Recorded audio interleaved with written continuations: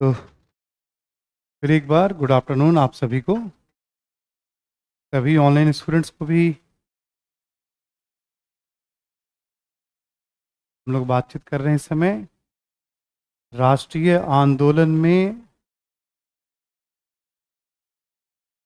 गांधी जी और प्रारंभिक राष्ट्रीय आंदोलन। ठीक है, कल दक्षिण अफ्रीका पे बात हो गई थी। चंपारण, खेड़ा और अहमदाबाद तीनों का महत्व आपको बता दिया गया था। हम लोग आज उससे आगे अभी बात करेंगे रॉलेट कानून एवं सत्याग्रह।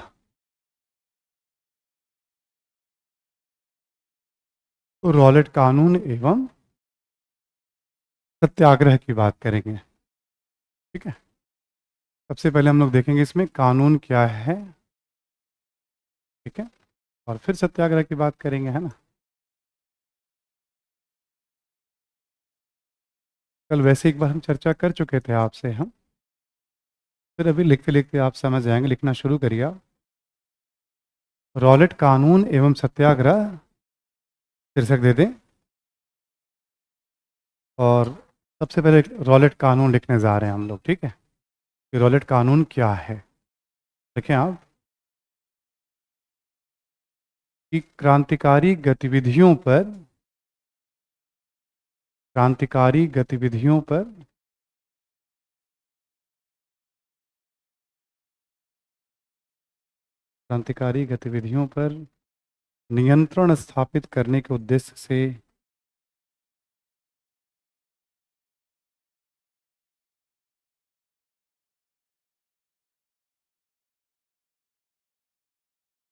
नियंत्रण स्थापित करने के उद्देश्य से 1918 में 1918 में सिडनी रॉलेट, बोर्ड पे नाम लिखा हुआ है ना, है।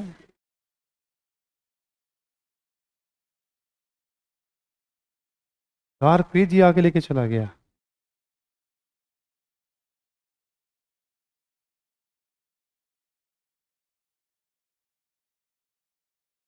ये रोमिंग पे बैठ गया क्या जी? ये रहा। हाँ, हाँ, आत्मा घुसा है।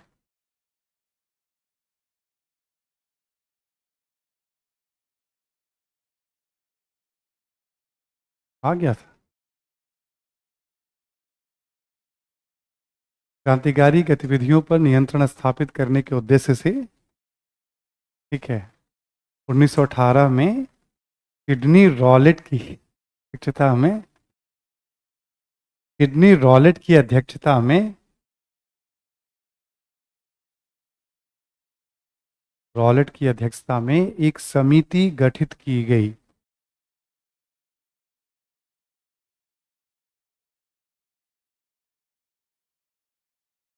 एक समिति गठित की गई और इस समिति की अनुशंसा पर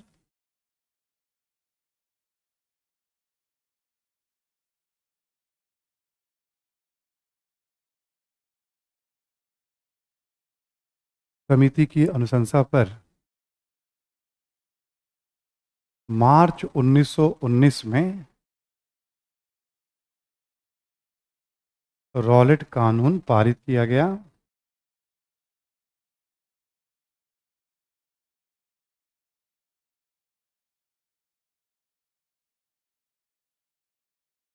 पारित किया गया।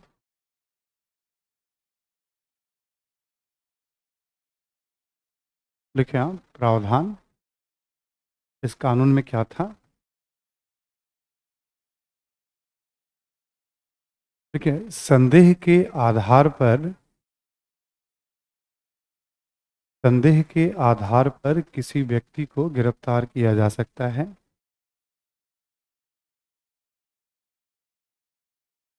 संदेह के आधार पर किसी व्यक्ति को गिरफ्तार किया जा सकता है।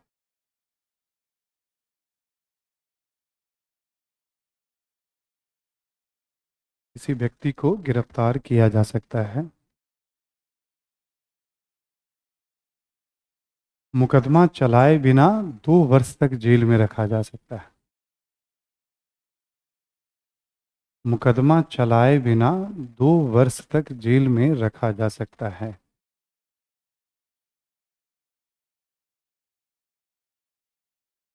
मुकदमा चलाए बिना 2 वर्ष तक जेल में रखा जा सकता है। ठीक है, अगला पॉइंट लिखें। मुकदमा विशेष अदालत में चलाया जाएगा। मुकदमा विशेष अदालत में चलाया जाएगा।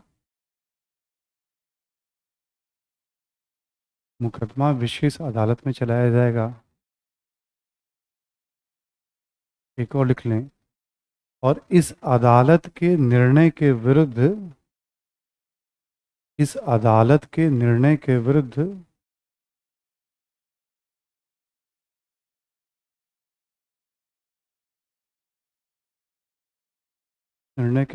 अपील नहीं की जा सकती।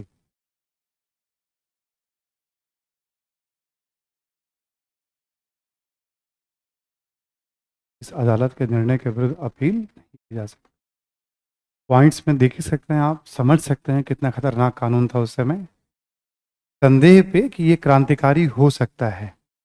गिरफ्तार करना, बिना मुकदमा चलाए 2 वर्ष तक जेल में रखना, विशेष अदालत में मुकदमा और उसके निर्णय के विरुद्ध अपील नहीं की जा सकती। ठीक, यानी एक तरह से डरावने वाला डरावना कानून था।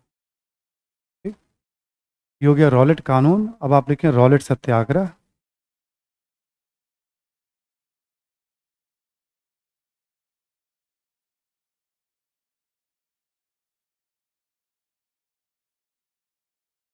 सत्याग्रह लिखें कि इस कानून का राष्ट्रवादियों ने, इस कानून का राष्ट्रवादियों ने, इस कानून का राष्ट्रवादियों ने एक स्वर में विरोध किया। एक आवाज में, एक स्वर में विरोध किया।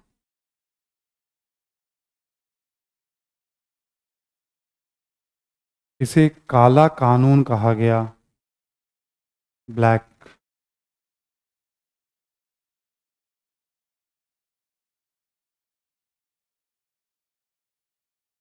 इसी के बारे में किताबों में कभी कभी मिलेगा आपको कि न अपील, न वकील, न दलील। जैसे आप अपील कर नहीं सकते हैं तो फिर आपको वकील की जरूरत तो पड़ेगी नहीं, और फिर आपको दलील, तो दलील तो वकील ही करते हैं। इसके विरोध में कहा गया था न अपील, न वकील, न दलील। ठीक, अगला पॉइंट लिखें आप। गांधी जी ने, गांधी जी ने फरवरी 1919 में बॉम्बे में सत्याग्रह सभा का गठन किया।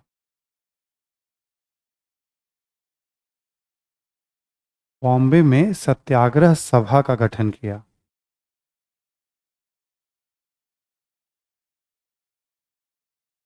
ठीक है, मतलब कानून का ना ड्राफ्ट पहले आ चुका था। इस कानून में क्या प्रोविजन है, बस अब वो लागू होना था। मार्च में लागू हुआ था। तो गांधी जी ने विरोध करने के लिए एक संस्था बनाई, उसका नाम ही रखा सत्याग्रह सभा। ठीक, संस्था का नाम गांधी जी ने रखा। क्यों लिखे आप?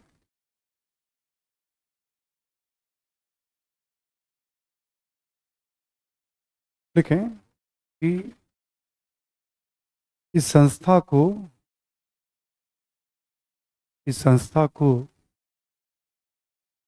होम रूल लीग के कार्यकर्ता, इस संस्था को होम रूल लीग के कार्यकर्ता तथा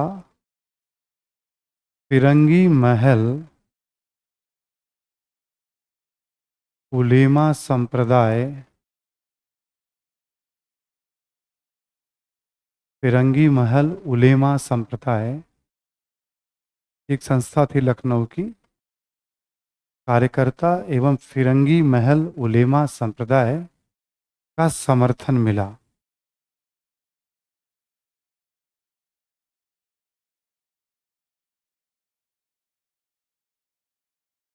अगला पॉइंट लिखें। आंदोलन के प्रारंभ की तारीख 6 अप्रैल रखी गई।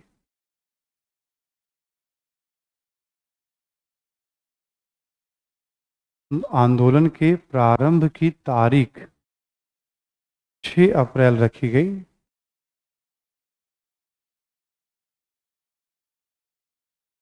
लिखें, इस दिन उपवास रखना था।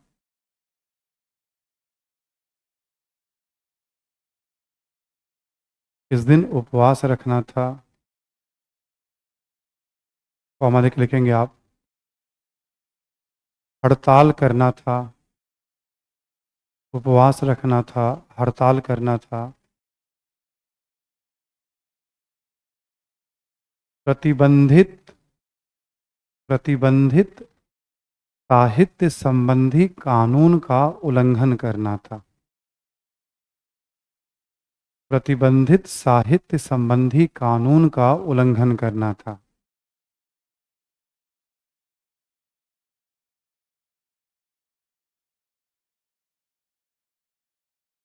प्रतिबंधित साहित्य संबंधी कानून का उल्लंघन करना था। ये सब गांधी जी की योजना थी कि 6 अप्रैल को आंदोलन करेंगे 1919 में और ये सब काम करेंगे। अगला पॉइंट लिखें। किसी कारणवश आंदोलन कुछ पहले प्रारंभ हो गया।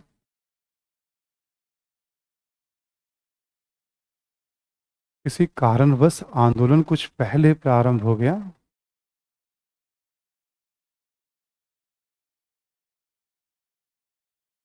अहमदाबाद, अमृतसर तथा अहमदाबाद, अमृतसर इत्यादि शहरों में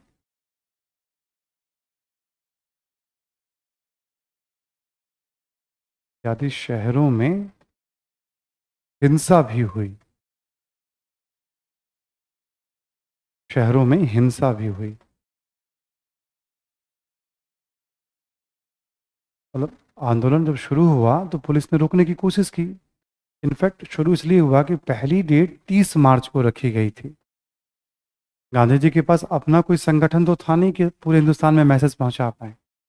अखबार ही जरिया होता था, और जो उनके समर्थक उनके देश के अलग अलग हिस्से में थे दक्षिण अफ्रीका के कारण। और जब यात्रा किया तब भी अच्छा खासा परिचय उनका हो गया था देश के अलग अलग हिस्सों में। जब उन्होंने यात्रा किया तब भी उनका परिचय देश के अलग अलग हिस्सों में हो गया था गांधी जी का। ठीक। तो डेट उनको लगा भी तैयार नहीं, तो 6 अप्रैल कर दिया उन्होंने। तब तक आंदोलन शुरू हो गया। पुलिस ने रोकने की कोशिश की, झड़प हुई। अमृतसर में कुछ अंग्रेज मारे भी गए थे, उसमें महिलाएं और बच्चे भी थे। इस बात को लेकर के अमृतसर में अंग्रेजों में काफी आक्रोश था। अहमदाबाद में, दिल्ली में भी झड़प हुई थी, ऐसे करके तो ठीक ठाक झड़प हो गई थी। गांधी जी अपील करना चाह रहे थे कि हिंसा रोकें, हिंसा वाले स्थलों पे जाना चाह रहे थे, बट सरकार ने उनको जाने नहीं दिया, जैसा होता है आमतौर पे। भाई आपके जाने से परिस्थितियां और बिगड़ेंगी, या सरकार पूछती है कि क्यों, मतलब किसी नेता को भेज करके आंदोलन को और भड़काया जाए। कोई भी सरकार आंदोलन को बहुत उभरने देना नहीं चाहती। कोई भी सरकार करने मतलब अपनी सरकार की बात कर। अंग्रेज क्यों चाहते हैं आंदोलन उभरे? उन्होंने भी गांधी जी को दिल्ली में ही गिरफ्तार कर लिया, जाने से रोक दिया था। ठीक है, इसी में लिखें। इसी दौरान 13 अप्रैल को जलियांवाला बाग हत्याकांड भी हुआ। 13 अप्रैल को जलियांवाला बाग हत्याकांड भी हुआ।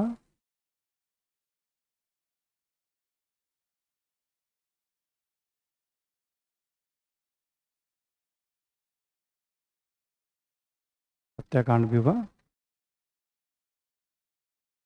नेक्स्ट लिख लें। हिंसा को देखते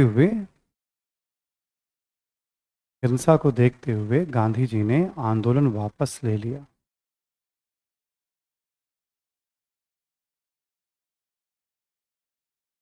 हिंसा को देखते हुए गांधी जी ने आंदोलन वापस ले लिया।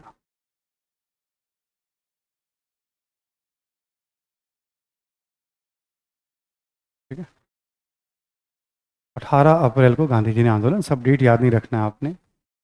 ऐसे करके रॉलेट सत्याग्रह, सत्याग्रह का मतलब अन्याय का अहिंसात्मक तरीके से विरोध। ठीक है, वो सरकार के द्वारा भी हो सकता है, लोगों के द्वारा भी हो सकता है, गांधी जी ने नाम दिया था सत्याग्रह। ठीक, तो रॉलेट कानून क्या है और रॉलेट सत्याग्रह क्या है? छोटा सा लाइफ था रॉलेट सत्याग्रह का, कोई बहुत 12 दिनों का लाइफ था इसका। ठीक है, गांधी जी को वापस लेना पड़ा। महत्व लिख लें आप इसका, सत्याग्रह का।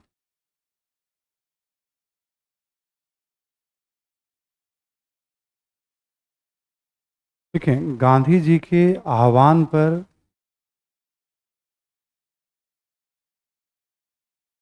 गांधी जी के आह्वान पर, बुलावे पर पूरे भारत में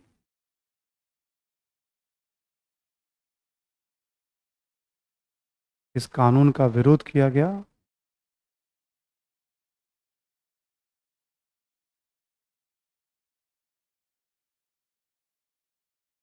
ठीक, पूरे भारत में इस कानून का विरोध किया गया। इससे दो बातें स्पष्ट थी, ये दो बातें स्पष्ट थी।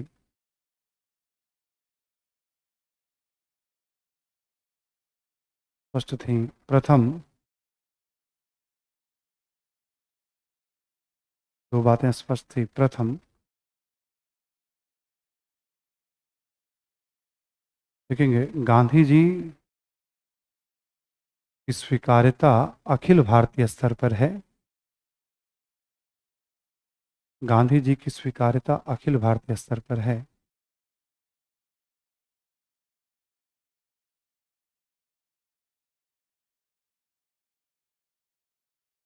द्वितीय लिख लेंगे आप, तथा द्वितीय, द्वितीय, सरकार के विरुद्ध लोगों में व्यापक आक्रोश है। सरकार के विरुद्ध लोगों में व्यापक आक्रोश है।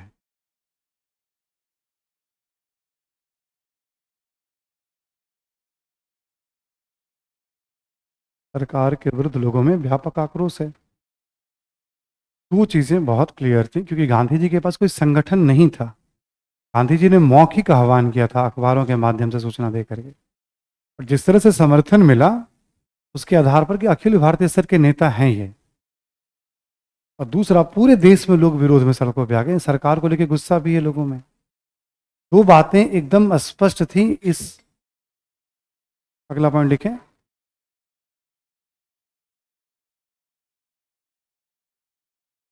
ठीक है, कि आंदोलन को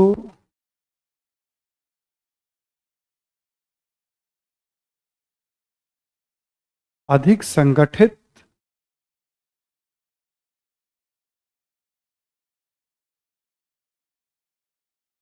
रखने की आवश्यकता महसूस हुई।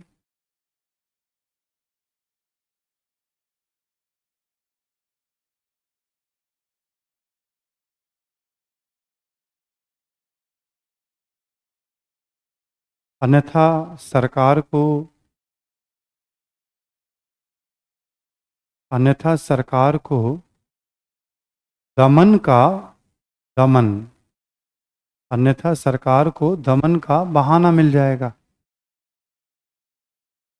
सरकार को दमन का बहाना मिल जाएगा। ठीक है,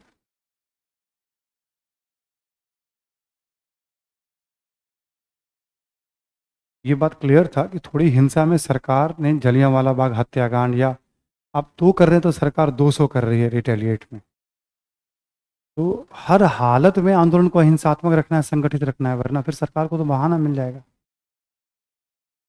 ठीक है, गांधी जी को रोकना पड़ा, तो इससे क्या सीखा? एक और पॉइंट लिख लें आप। ठीक है, इस सत्याग्रह में एक बड़े आंदोलन की संभावना दिखाई पड़ी।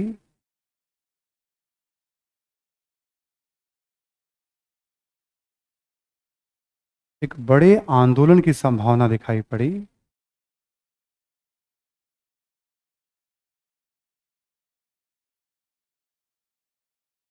और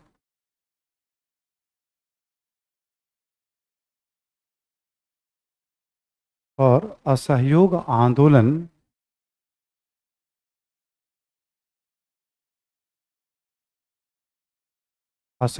आंदोलन के रूप में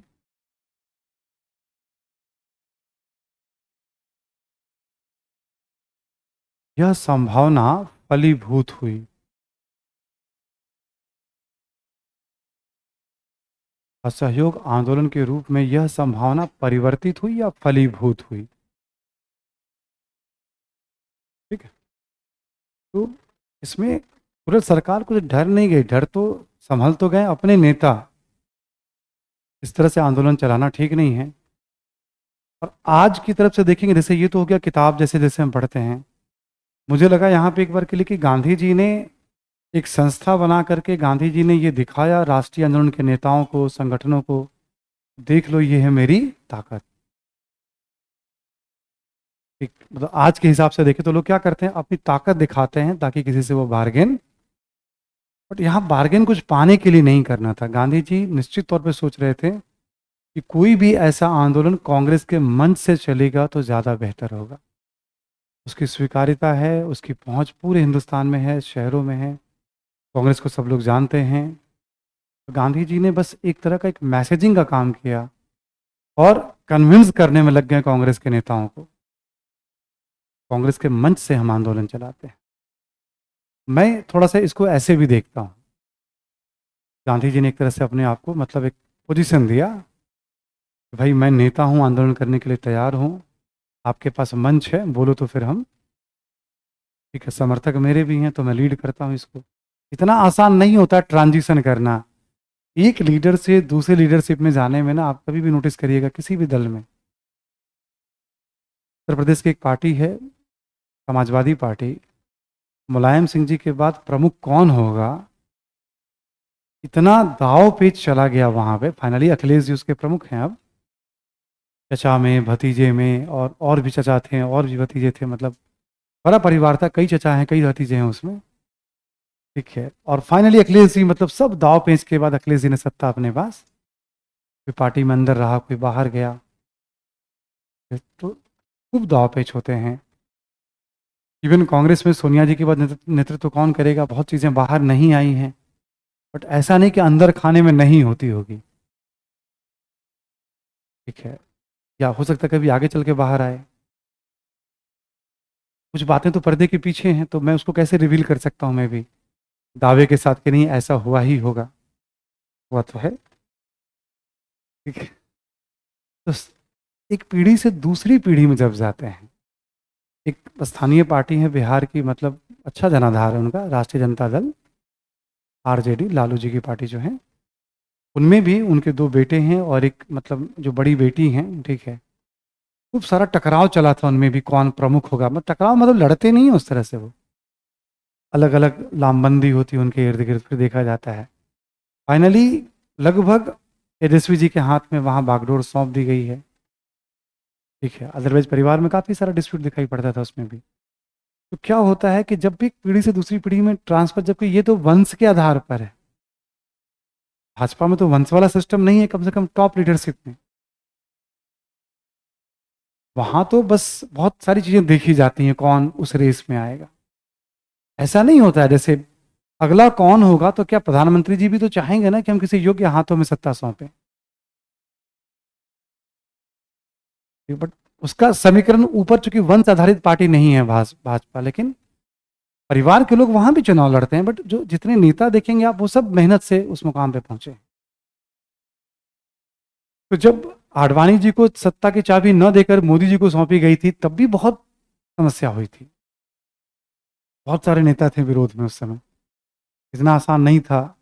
सुषमा स्वराज जी और सब नाम होते थे, गडकरी जी और शिवराज चौहान जी, वसुंधरा राजे जी, सबका नाम उस समय खूब आता था।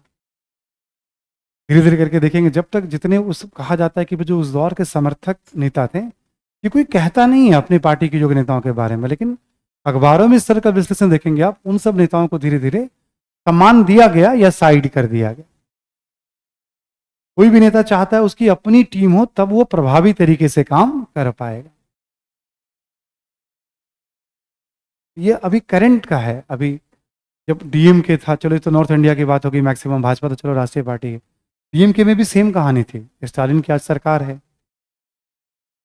एआई जब जयललिता रही नहीं, उस समय आप थोड़े छोटे रहे होंगे जब बीमार थी वो, ज़्यादा पुरानी बात नहीं है, फिर भी सेम कहानी वहाँ पे भी चल रही थी। ठीक है, तो हर जगह देखेंगे आप ट्रांसफर। एक अपना दल है उत्तर प्रदेश में, वहाँ पे भी सेम कहानी है परिवार के बीच में सत्ता को लेकर के। चौटाला जी की पार्टी है हरियाणा में, वहाँ पे भी सेम कहानी है। आपको लगेगा सर ये आपके काम की ही चीज़ है, ऐसा नहीं कि आप मत सोचेगा। आपको इन्हीं दलों और नेताओं के साथ काम करना है। जो पढ़ रहे हैं कहीं काम नहीं आना है, एग्जाम पास करने तक है। फिर इसकी क्या जरूरत है? इसकी जरूरत है, ठीक है, इसकी जरूरत है ना। काम तो ये कुछ थोड़ी आना है इसके बाद। अब ना मैं काम आऊंगा, ना ये इतिहास की क्लास काम आएगी बहुत। ये जो व्यवहारिक जीवन में जो हो रहा है वो, कलेक्टर रहेंगे तो आपका आम पब्लिक से सामना होगा, नहीं तो नेताओं से सामना होगा।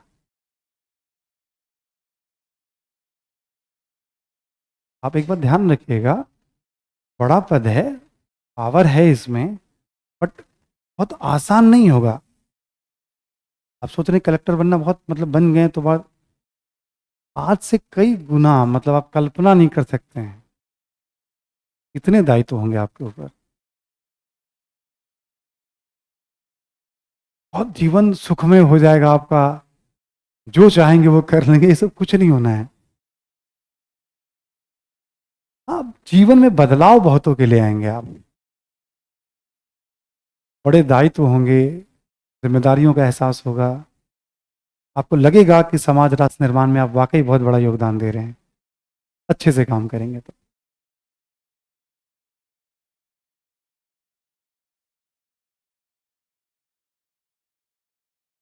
यही चाहते हो ना? यस। क्या? योगदान देना है ना, ठीक है। हमने बोले क्या चाहते हो, मैं पूछ रहे हैं। आगे बढ़ते हैं हम लोग। देखिए आप, जलियांवाला बाग हत्याकांड।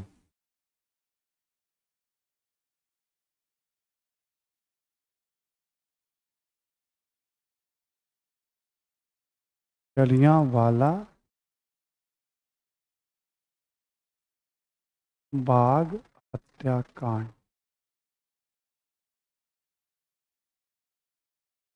ठीक। ये पड़ता है अमृतसर में, है ना। इस घटना के बारे में सभी लोग जानते ही हैं। 13 अप्रैल 1919।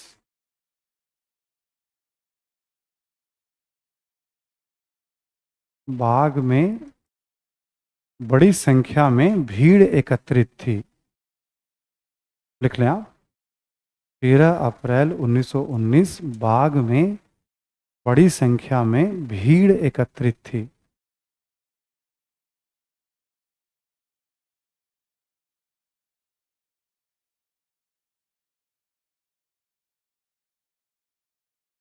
दो कारण बताए जाते हैं। एक, सत्यपाल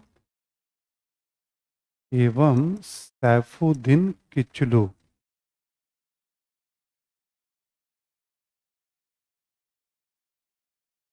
के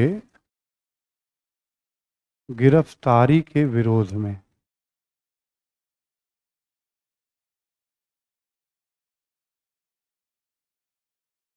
ये स्थानीय कांग्रेसी नेता थे, ये तो राष्ट्रीय स्तर के नेता है भी। सत्यपाल एवं सैफुद्दीन किचलू के गिरफ्तारी के विरोध में। ठीक है, गिरफ्तारी के विरोध में। और एक कारण बताया जाता है वैशाखी के कारण।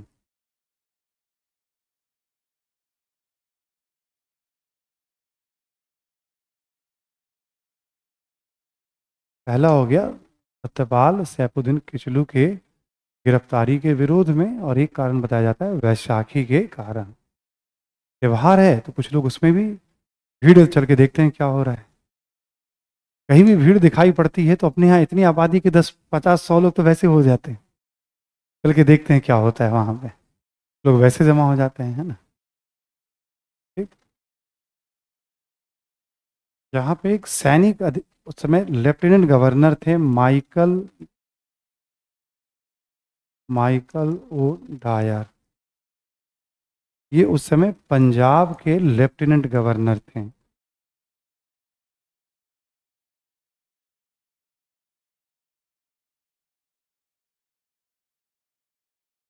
पंजाब के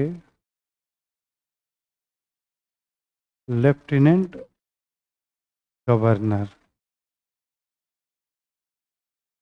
पंजाब के लेफ्टिनेंट गवर्नर थे Michael O Dyer.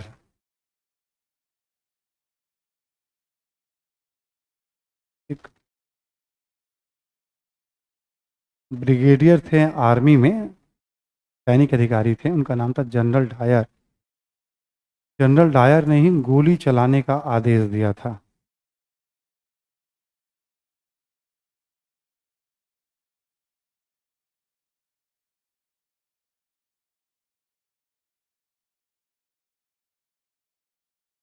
General Dyer ने गोली चलाने का आदेश दिया था। ठीक है। सैनिक अधिकारी थे जनरल डायर। ये दोनों अलग अलग डायर हैं। ये गवर्नर हैं और ये ब्रिगेडियर हैं आर्मी में। उस समय शहर की सुरक्षा की जिम्मेदारी इनके हाथों में थी। शहर में सैनिक शासन लागू था उस समय, मार्शल लॉ। क्योंकि हिंसा पहले हो गई थी अमृतसर में, तो वहां मार्शल लॉ लगा दिया गया था, सैनिक शासन। और प्रशासन कौन देख रहा था उस समय? General Dyer. और ऐसा कोई भी सभा सम्मेलन करना बैन था उस समय।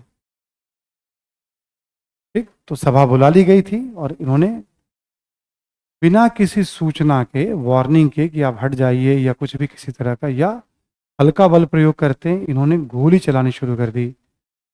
बाग में तीन तरफ से, सब सैनिकों ने घेर रखा था बाग को, एक तरफ से एक सकड़ा सा रास्ता था निकलने के लिए। ठीक है, और बिना किसी सूचना के इन्होंने गोली चलानी शुरू कर दी, तब तक जब तक गोली खत्म नहीं हो गई। जितनी गोली है आप चला दो, ऐसा कहा जाता है। लगभग 379 से लेके 1500 लोगों के बीच में मारे गए थे उस समय। अलग अलग आंकड़े हैं। और इतना ही लोग घायल भी हुए थे। ठीक है, जो सभा बुलाई गई थी उसमें, मतलब ठीक है, इतने लोग मारे गए थे। कुछ भी आंकड़े हो सकते हैं, 379 मिनिमम, 1500 मैक्सिमम आंकड़े बताए जाते हैं अलग अलग सोर्स। गोली चलाने का आदेश दिया था इन्होंने, है ना। इस घटना के प्रतिक्रिया में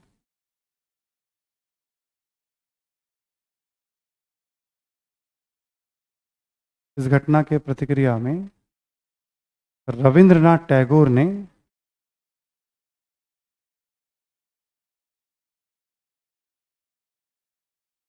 नाइटहुड की उपाधि छोड़ दी। नाइटहुड की उपाधि छोड़ दी।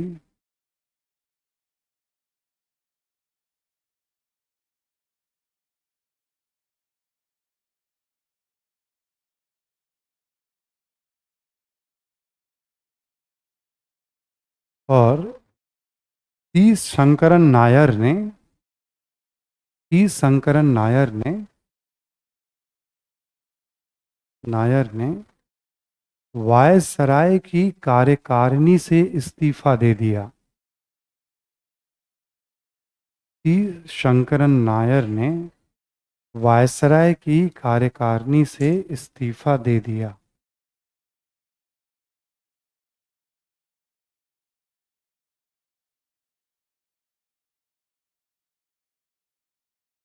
ठीक है, इस्तीफा दे दिया प्रतिक्रिया में इस घटना के। देखेंगे, सरकार ने हंटर आयोग का गठन किया।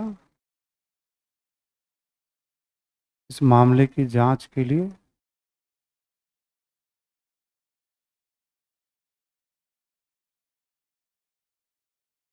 सरकार ने हंटर आयोग का गठन किया इस मामले की जांच।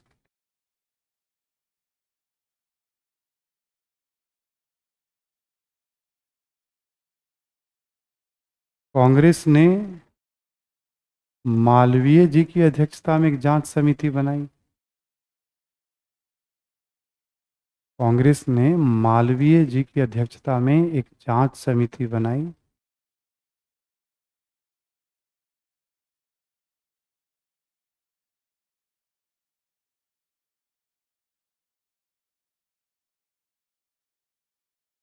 मालवीय जी की अध्यक्षता में एक जांच समिति बनाई। ठीक है, ने कांग्रेस ने। ठीक, इसमें गांधी जी को भी मेंबर बनाया गया था कांग्रेस वाले में। ठीक? ये एक दिल दुखाने वाली, डराने वाली घटना है और इन्फॉर्मेशन हमें इसका याद रखना पड़ता है। कहाँ पड़ता है ये? अमृतसर में। ये घटना कब की है? 13 अप्रैल। भीड़ क्यों एकत्रित हुई थी? इन कारणों से। ठीक है। पंजाब के गवर्नर कौन थे उस समय? Michael O'Dwyer. सैनिक अधिकारी कौन थे? General Dyer. रविन्द्रनाथ टैगोर ने आदि, और इन्होंने वायसराय की कार्यकारिणी से इस्तीफा दे दिया। सरकार ने जांच आयोग बनाया था, हंटर कमीशन बनाया था। कांग्रेस ने मालवीय जी की अध्यक्षता में एक समिति बनाई थी। एक पॉइंट वैसे चाहे तो और भी लिख सकते हैं यहाँ पे। 1940 में उधम सिंह ने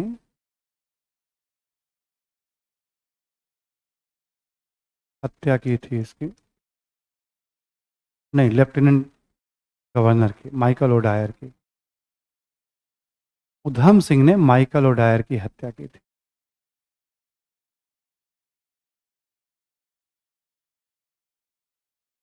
ये जो माइकल डायर है ना गवर्नर, उसकी हत्या की थी उधम सिंह। ब्रिटेन में ही हत्या की थी उधम सिंह ने। ठीक, पिक्चर भी बनी है इनके ऊपर एक, उधम सिंह के ऊपर। जनरल डायर तो बीमार रहने लगा था और 1927 में इसकी भी मृत्यु अपने आप बीमारी से हो गई थी जनरल डायर की। ठीक, ये बीमार रहने लगा था। तो रॉलेट सत्याग्रह के बीच में ही जलियांवाला बाग हत्याकांड हुआ। इस हत्याकांड ने पूरे देश में एक आक्रोश की लहर, कि सरकार इतनी निष्ठुर हो सकती है, इतनी निर्दयी हो सकती है, इतनी निर्मम हो सकती है, इस तरह की बातें एकदम। कुछ करना होगा, सरकार को बताना होगा कि हम भी कुछ कर सकते हैं, चुनौती देनी होगी। तो दो घटना ने, रॉलेट एक्ट और जालियांवाला बाग ने एकदम से राष्ट्रवादियों को झकझोर करके रख दिया। युद्ध समाप्त होते ही बहुत से लोग इस उम्मीद में बैठे हुए थे कि सरकार कुछ रिफॉर्म करेगी, सुधार करेगी, भारतीयों को कुछ बड़े अधिकार दे सकती है। क्योंकि युद्ध के दौरान ब्रिटेन के प्रधानमंत्री ने कहा था कि हम लड़ रहे हैं आत्मनिर्णय के अधिकारों के लिए। बहुत सारे उपनिवेशों में ये कयास लगाए गए, उपनिवेशों की जनता को भी आत्मनिर्णय का अधिकार दिया जाएगा, शायद स्वायत्ता मिल जाए, शायद आज़ादी मिल जाए, ऐसे अनुमान थे।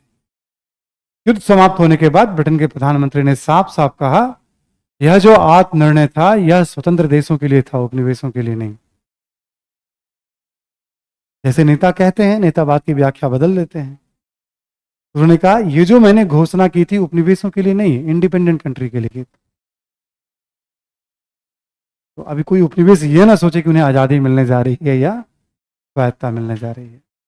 गांधी जी भी बहुत उम्मीद लगाए बैठे थे, सेना की भर्ती में भी सहयोग दे रहे थे।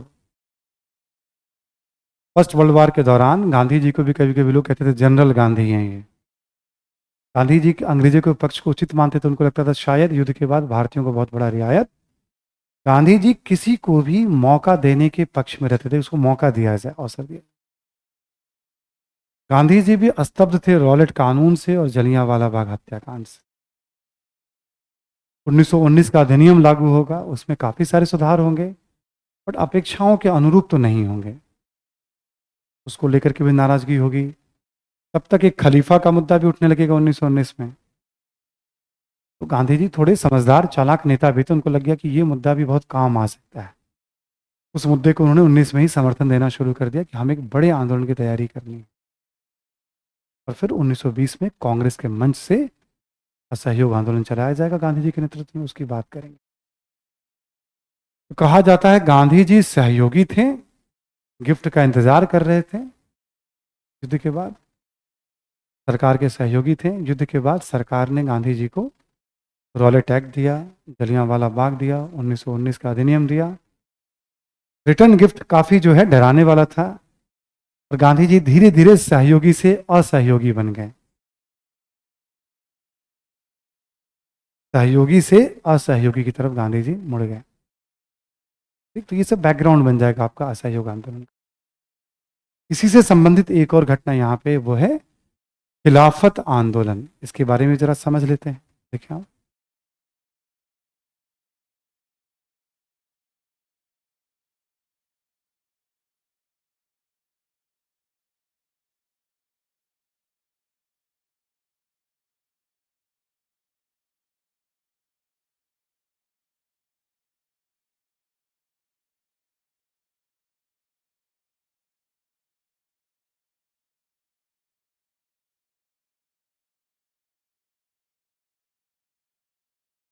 तीन छोटी छोटी बातों को देख लेंगे इसमें, क्या, क्यों और गतिविधियां खिलाफत आंदोलन को लेकर के। एक शब्द आएगा खलीफा।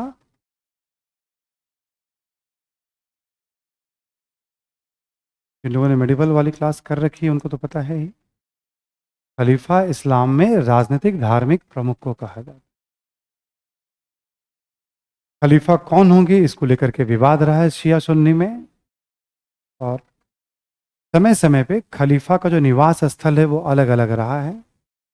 कभी बागदाद रहा है, कभी इजिप्ट रहा है, और फिर एक लंबे समय से तुर्की में था, ऑटोमन एम्पायर खलीफा का। फिलहाल जो खलीफा का निवास था वो तुर्की में था। फर्स्ट वर्ल्ड वार में आपको याद होगा, एक तरफ ब्रिटेन है तो दूसरी तरफ तुर्की है। दूसरे खेमे में जर्मनी भी था, सब था, तुर्की भी था। तो अब जब युद्ध में तुर्की की हार हो गई, इस बात पे चर्चा शुरू हो गई कि क्या खलीफा को सम्मान मिल पाएगा, क्या इस्लाम का जो मूल स्थल रहा है उस पर खलीफा का नियंत्रण रह पाएगा, क्या इस्लाम के जो प्रमुख धार्मिक स्थल है उस पर खलीफा का नियंत्रण होगा, इस्लामिक क्षेत्रों पर खलीफा का नियंत्रण, धार्मिक स्थलों पर खलीफा का नियंत्रण, और खलीफा को समुचित सम्मान मिले, इसके लिए खिलाफत आंदोलन चलाया गया। ठीक, तो क्या है खिलाफत आंदोलन, तो यही दो लाइन में लिख लेंगे हम। देखिए आप जरा, खिलाफत आंदोलन क्या है।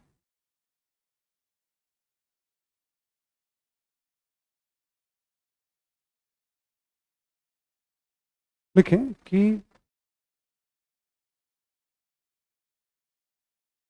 प्रथम विश्व युद्ध में तुर्की के पराजय के पश्चात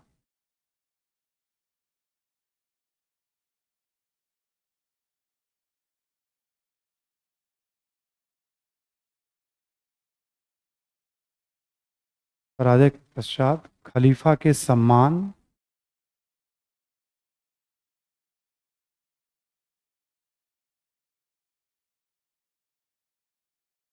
खलीफा के सम्मान को लेकर यह आंदोलन चलाया गया।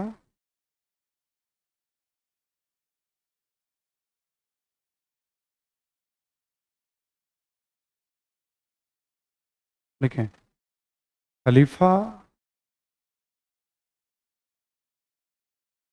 खलीफा का धार्मिक स्थलों पर नियंत्रण हो,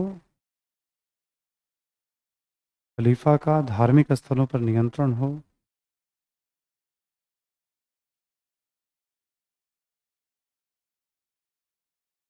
धार्मिक स्थलों पर नियंत्रण हो, तथा खलीफा को शासन के लिए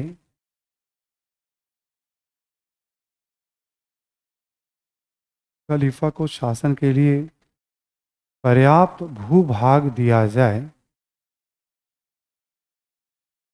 शासन के लिए पर्याप्त भूभाग दिया जाए, यह आंदोलनकारियों की प्रमुख मांगे थीं। यह आंदोलनकारियों की प्रमुख मांगे थीं।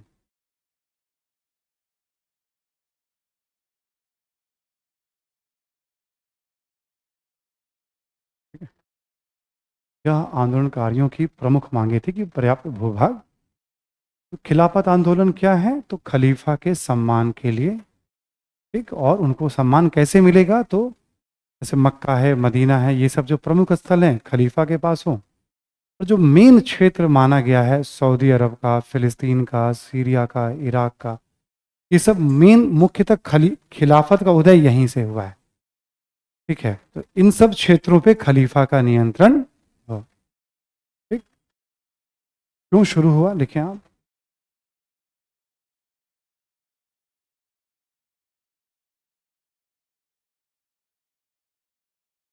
देखिए, तात्कालिक कारण था खलीफा का सम्मान। तात्कालिक कारण था खलीफा का सम्मान।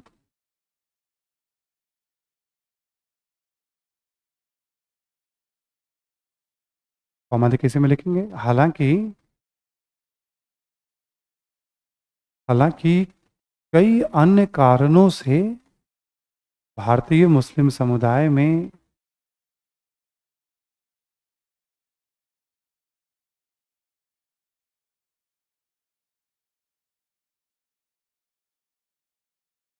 सरकार के विरुद्ध असंतोष बढ़ता जा रहा था। सरकार के विरुद्ध असंतोष बढ़ता जा रहा था।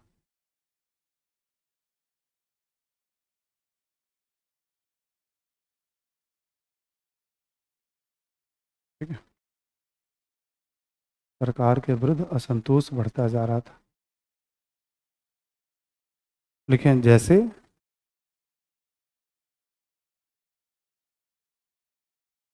लिखेंगे आप, अलीगढ़ अलीगढ़ विद्यालय को आर्थिक सहायता न मिलने के कारण,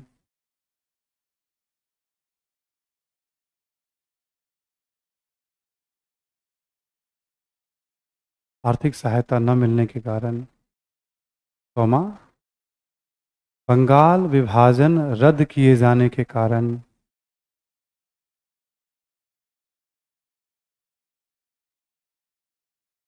बंगाल विभाजन रद्द किए जाने के कारण,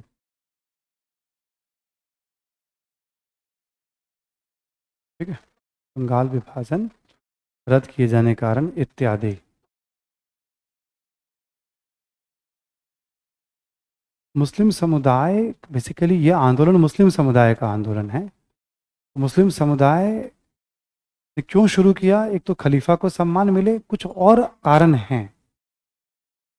अगला पॉइंट लिखें आप। देखिए, मुस्लिम समुदाय में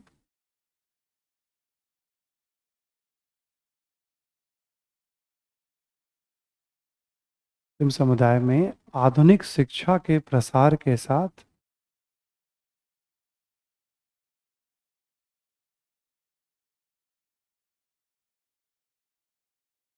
शिक्षा के प्रसार के साथ राष्ट्रीय चेतना का भी प्रसार हो रहा था। राष्ट्रीय चेतना का भी प्रसार हो रहा था।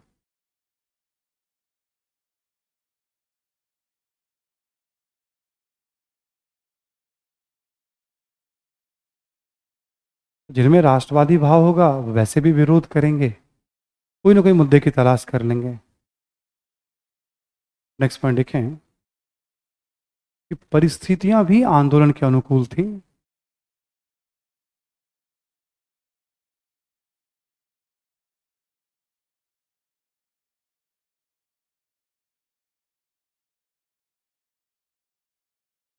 अनुकूल थी। देखिए, जैसे महंगाई एवं बेरोजगारी के कारण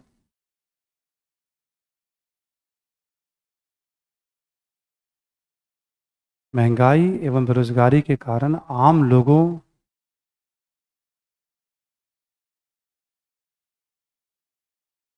की कठिनाइयां बढ़ गई थी।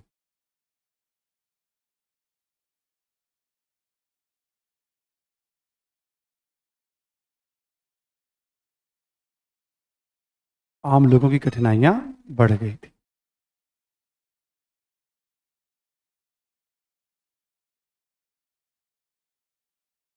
नेक्स्ट पॉइंट लिखेंगे इसमें आप, रॉलेट एक्ट, रॉलेट एक्ट तथा जलियांवाला बाग हत्याकांड को लेकर,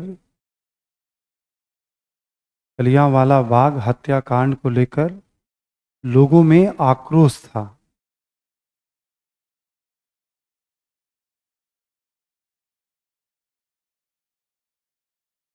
में आक्रोश था। नेक्स्ट लिखें आप, कांग्रेस मुस्लिम लीग पैक्ट से भी, कांग्रेस मुस्लिम लीग पैक्ट से भी राजनीतिक कार्यकर्ता उत्साहित थे।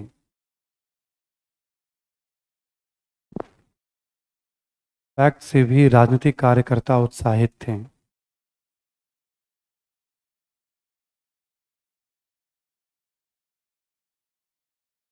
एक और लिख लें आप, 1919 के अधिनियम के प्रारूप से भी,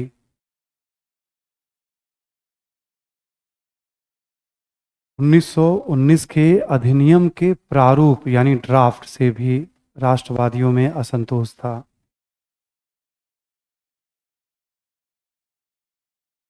प्रारूप से भी राष्ट्रवादियों में असंतोष था।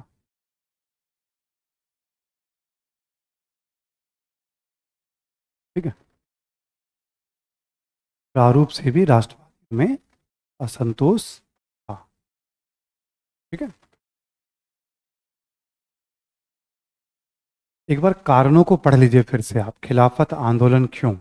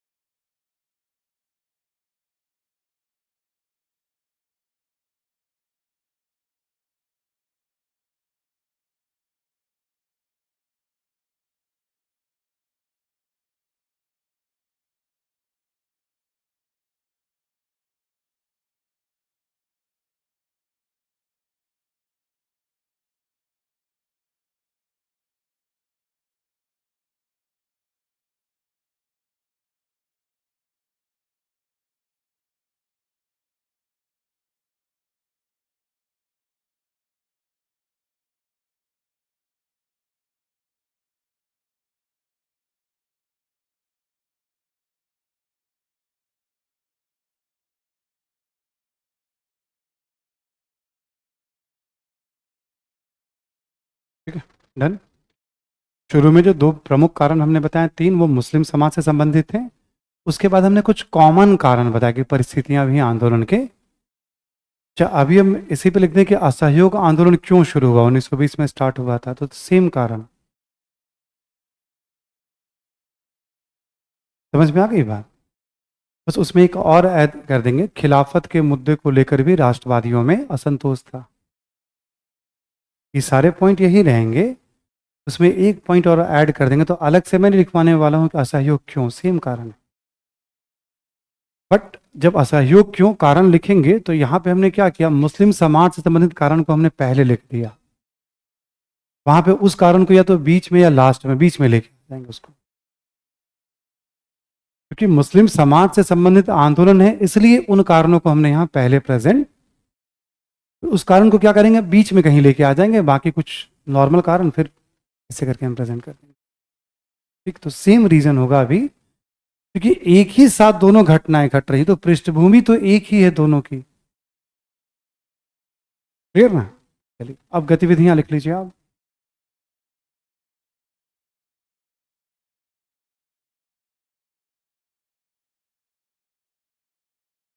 गतिविधियां में लिख लें आप जरा, एक्टिविटीज में लिखें 1919 में बॉम्बे में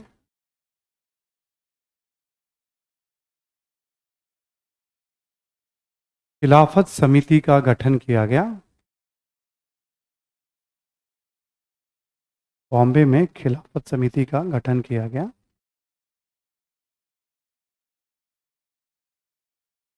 प्रमुख नेताओं के नाम लिख लेंगे आप।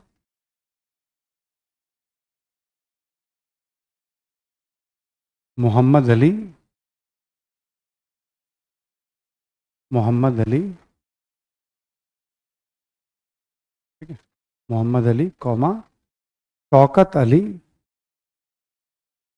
शौकत अली, और ब्रैकेट में लिख लेंगे आप अली बंधु। दोनों भाई को अली बंधु भी कहा जाता है। देखिए ना आप, चापेकर बंधु, सावरकर बंधु, अली बंधु, है ना, भाइयों का भी रोल है इसमें। ठीक, ये दोनों बड़े नेता हैं राष्ट्रीय आंदोलन के, मोहम्मद अली और शौकत अली। और भी नाम लिख लें इसमें आप, कौन कौन प्रमुख नेता थे इसके। देखिए मौलाना आज़ाद, मौलाना आज़ाद,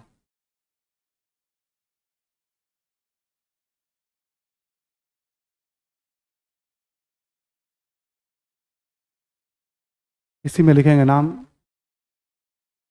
हकीम अजमल खां, हकीम अजमल खान, हकीम अजमल खां। एक और नाम लिख लेंगे इसमें आप, हसरत मोहानी, हसरत, हसरत मोहानी। ठीक, ये हो गए खिलाफत आंदोलन के प्रमुख नेता। समिति बनाई गई और प्रमुख नेता जो लीड करेंगे। अगला पॉइंट लिखें, लिखें कि खिलाफत समिति ने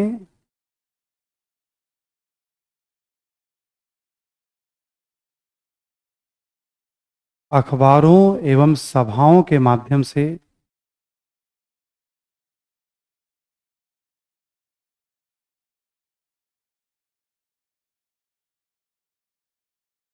अखबारों एवं सभाओं के माध्यम से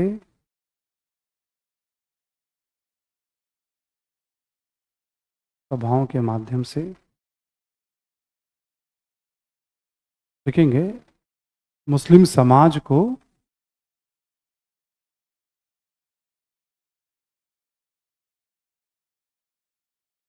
आंदोलन के मुद्दे से अवगत कराया।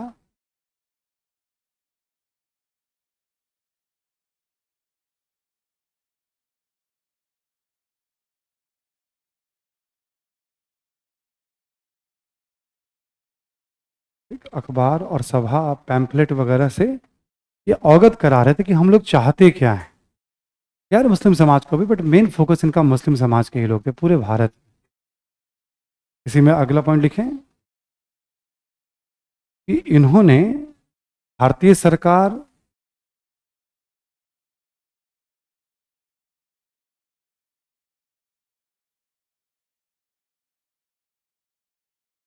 एवं ब्रिटिश सरकार को भी, भारतीय सरकार एवं ब्रिटिश सरकार को भी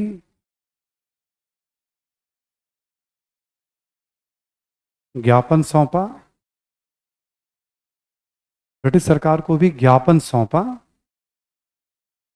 अवगत कराया, यानी अपनी मांगों की लिस्ट पकड़ाई। भाई हम लोग ये चाहते हैं कि आप तुर्की के साथ कोई भी समझौता करें तो उसमें ध्यान रखिए ये हमारी मांगे हैं, खलीफा को सम्मान मिलना चाहिए। ठीक, तुर्की तो हारी हुई टीम में था और ब्रिटेन जो था वो जीती हुई टीम में था, प्लस ब्रिटेन ने भी आश्वासन दिया था कि हम ध्यान रखेंगे। क्यों? भारत से करीब करीब 10 लाख के आसपास सेना जो थी फर्स्ट वर्ल्ड वॉर में इन्वॉल्व थी, इसमें एक बड़ी आबादी, लाखों की संख्या में मुस्लिम समाज के लोग भी थे अंग्रेजों की तरफ से।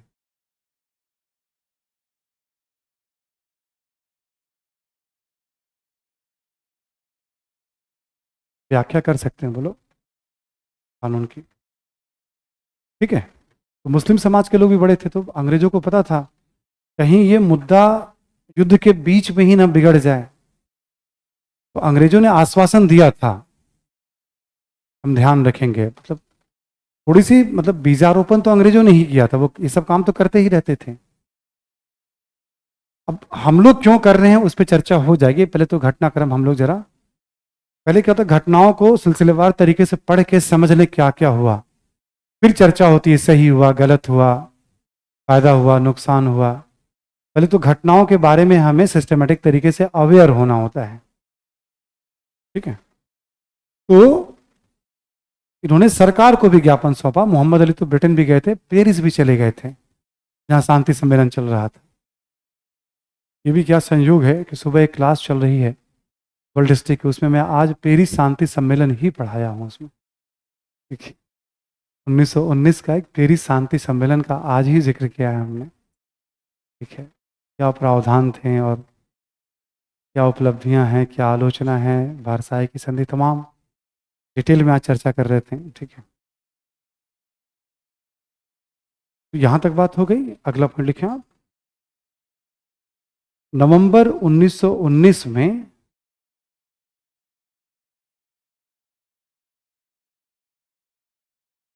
खिलाफत मुद्दे पर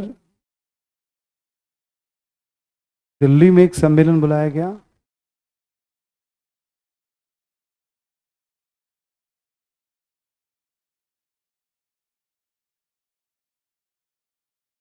दिल्ली में एक सम्मेलन बुलाया गया और गांधी जी भी इसमें शामिल थे, गांधी जी ने भी भाग लिया।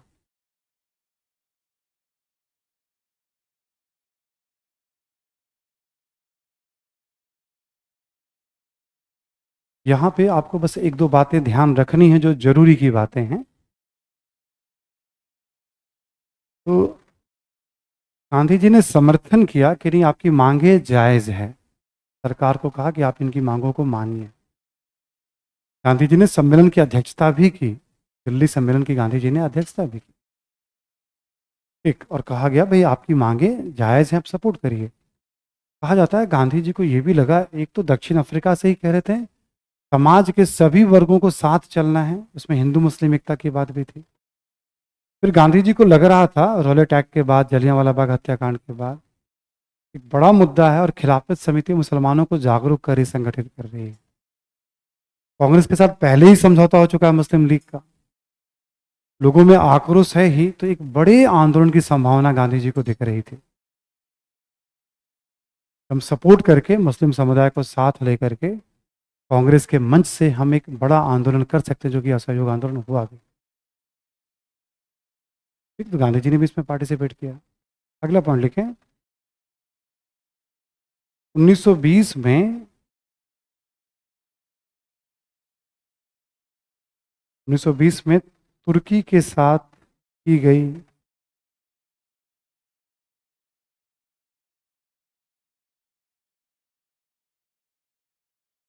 तुर्की के साथ की गई संधि की शर्तें जब प्रकाशित हुई,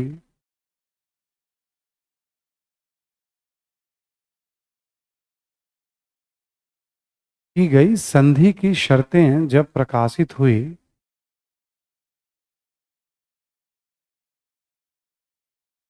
संधि की शर्तें जब प्रकाशित हुई, तब यह स्पष्ट था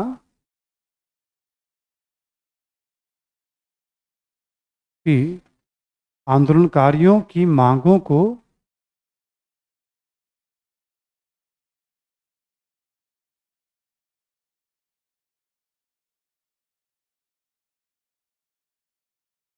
को ब्रिटिश सरकार ने महत्व नहीं दिया।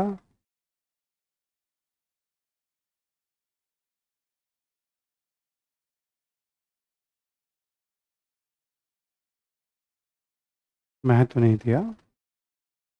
अगला पॉइंट लिखें। इसके पश्चात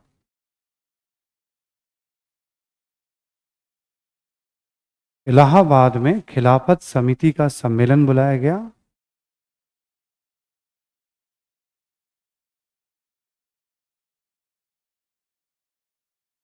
इलाहाबाद में खिलाफत समिति का सम्मेलन बुलाया गया। सम्मेलन बुलाया गया और 1 अगस्त 1920 से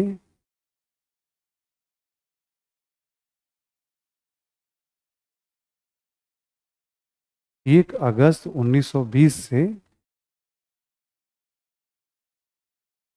खिलाफत समिति के द्वारा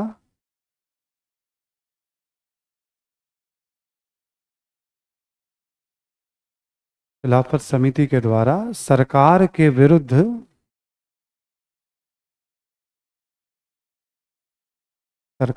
विरुद्ध असहयोग आंदोलन प्रारंभ करने का निर्णय लिया गया।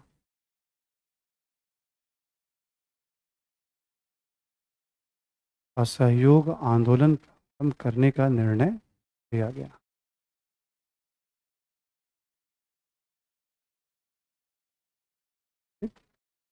क्लियर कट है। खिलाफत समिति ने सरकार के विरुद्ध 1 अगस्त 1920 को असहयोग आंदोलन की शुरुआत।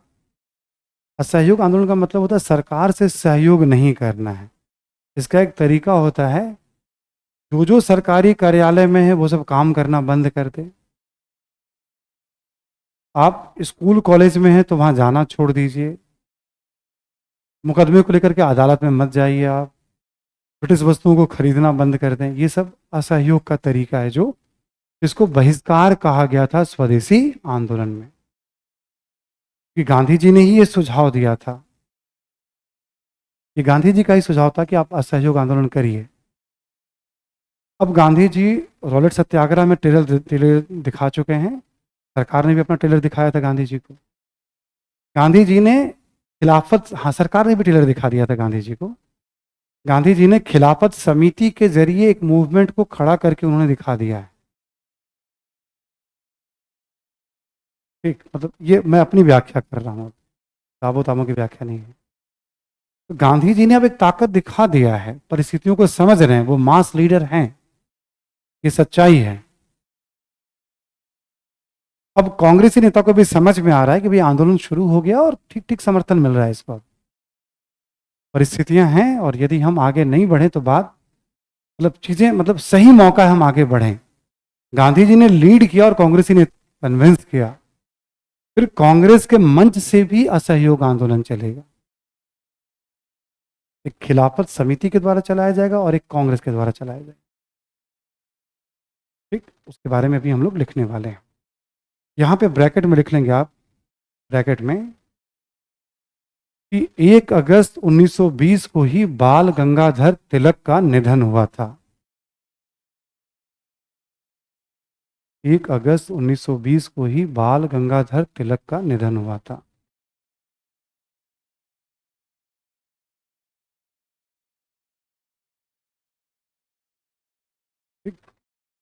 प्राकृतिक कारणों से उनका निधन हो गया था। उम्र बहुत ज़्यादा नहीं थी उनकी अभी तिलक की, लेकिन हाँ निधन हो गया इसी समय। तो ये भी एक कोइंसिडेंट है, तो याद रखने वाली तिथि हो जाती है ना।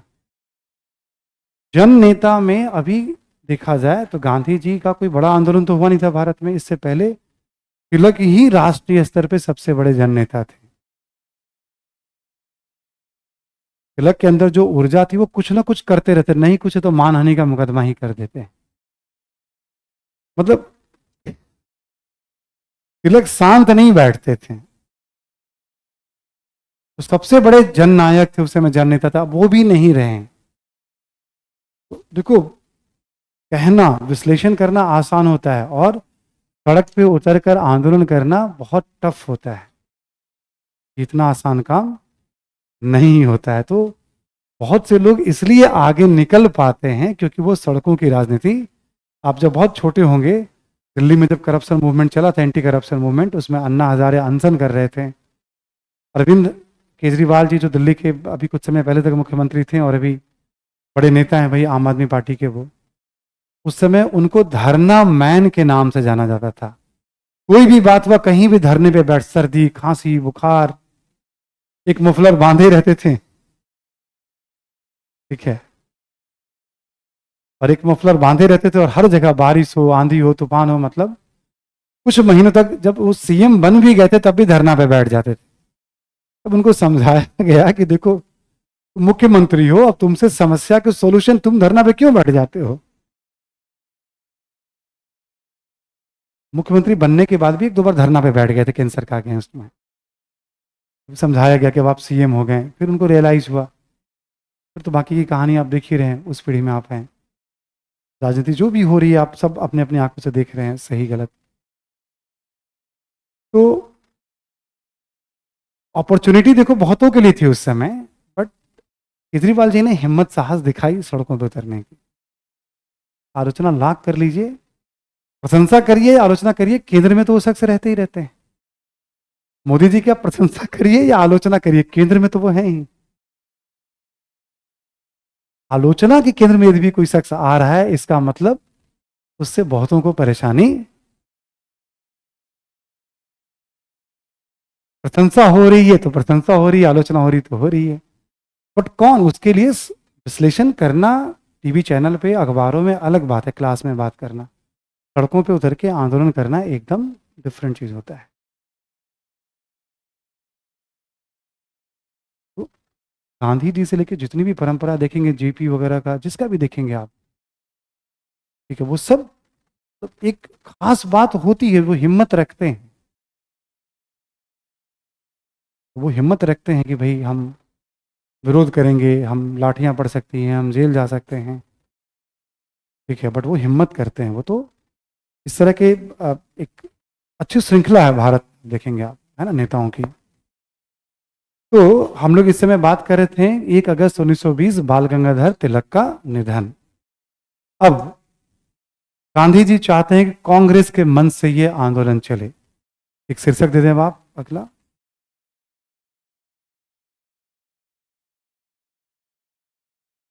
गांधी जी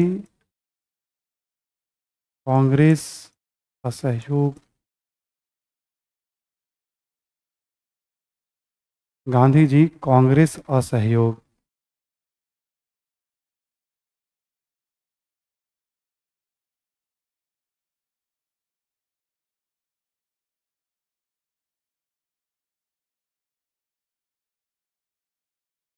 देखेंगे आप, सितंबर 1920 कलकत्ता में कांग्रेस का विशेष अधिवेशन बुलाया गया।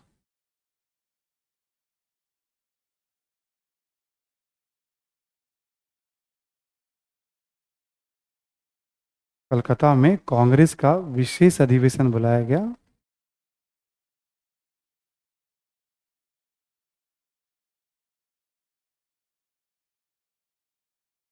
विशेष स्पेशल अधिवेशन, विशेष अधिवेशन बुलाया गया।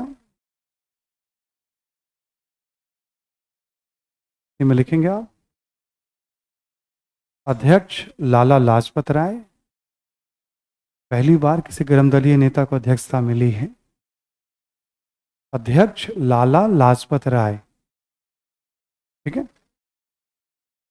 इस बीच में ये अमेरिका चले गए थे, वहां अध्ययन वगैरह किया बहुत चीजों पे, फिर लौट के आए थे, ठीक है।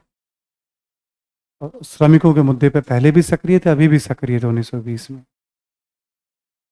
और इनको इस स्पेशल कमीशन का अध्यक्ष, सेशन का अध्यक्ष बनाया गया। देखिए आप, इस अधिवेशन में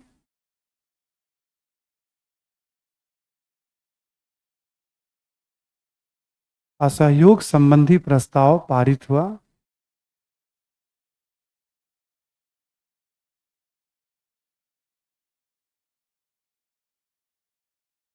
पारित हुआ,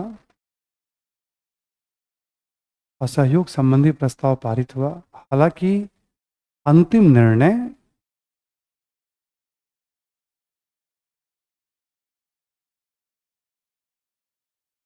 अंतिम निर्णय वार्षिक अधिवेशन में लिया जाना था।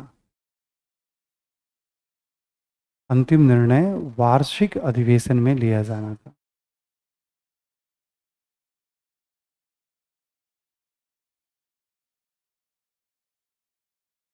अंतिम निर्णय वार्षिक अधिवेशन में लिया जाना था।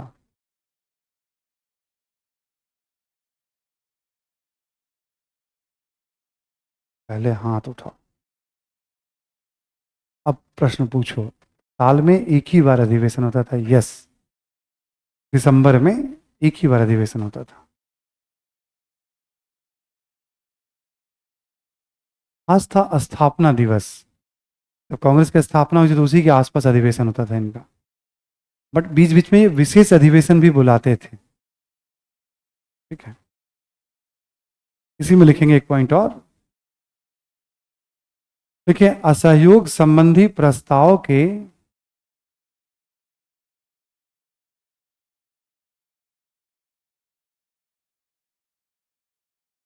असहयोग संबंधी प्रस्ताव के कुछ प्रावधानों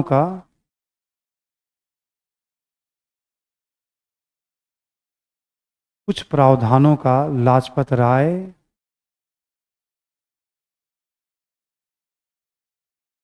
चितरंजन दास, लाजपत राय, चितरंजन दास इत्यादि नेताओं ने विरोध किया था।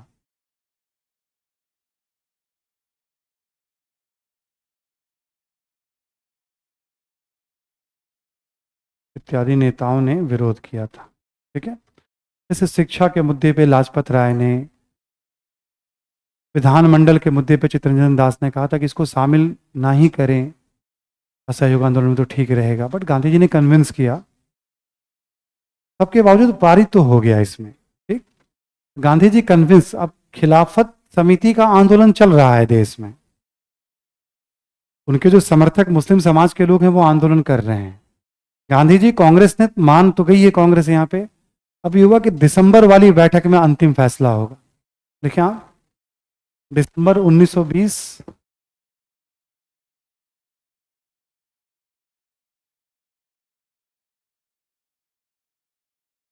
नागपुर अधिवेशन,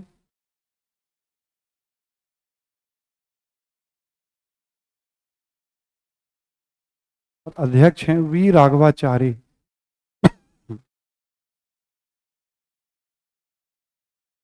अध्यक्ष हैं वी राघवाचारी।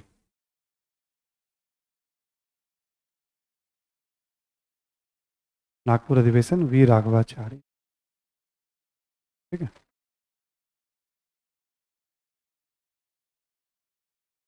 अब इसमें कई चीजें, जैसे एक है असहयोग संबंधी प्रस्ताव पारित हुआ, लिख लेंगे आप। नागपुर अधिवेशन की बात कर रहे हैं हम लोग। असहयोग संबंधी प्रस्ताव पारित हुआ।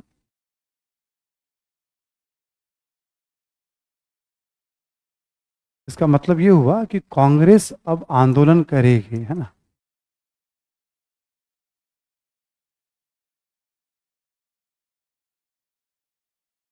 समझाने के लिए आपके लिए, है ना, कि कांग्रेस भी अब आंदोलन करेगी सरकार के अगेंस्ट में। ठीक, ये जो प्रस्ताव था इसको C.R. दास ने पेश किया था।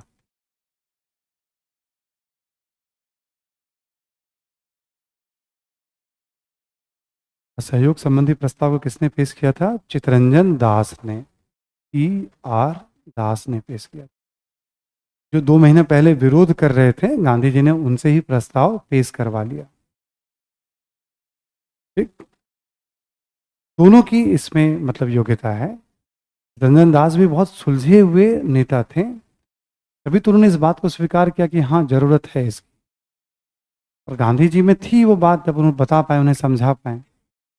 ठीक, इस प्रस्ताव के दो पहलू थे। एक विरोधात्मक या निषेधात्मक, यहां लिख लें आप। शैक्षणिक संस्थाएं, लिख लें आप।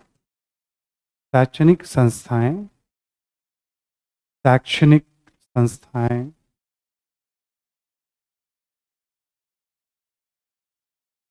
कॉमा देकर लिखेंगे आप। सरकारी कार्यालय, सरकारी कार्यालय का बहिष्कार करना, कार्यालय का बहिष्कार करना। नेक्स्ट लिखें आप, ब्रिटिश वस्तुओं का बहिष्कार करना।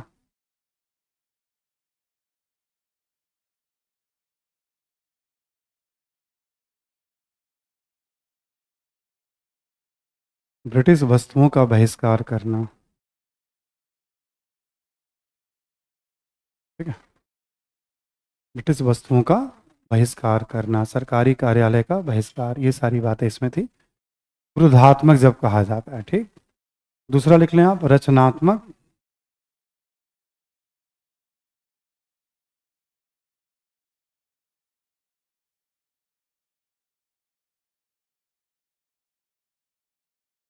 लिखें आप इसमें, छुआछूत का विरोध।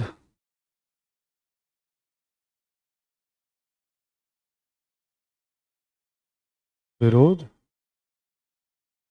कौमा, हिंदू मुस्लिम एकता के लिए कार्य।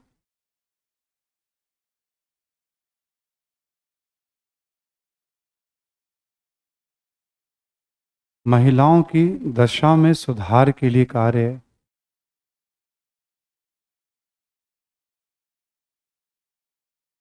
महिलाओं की दशा में सुधार के लिए कार्य।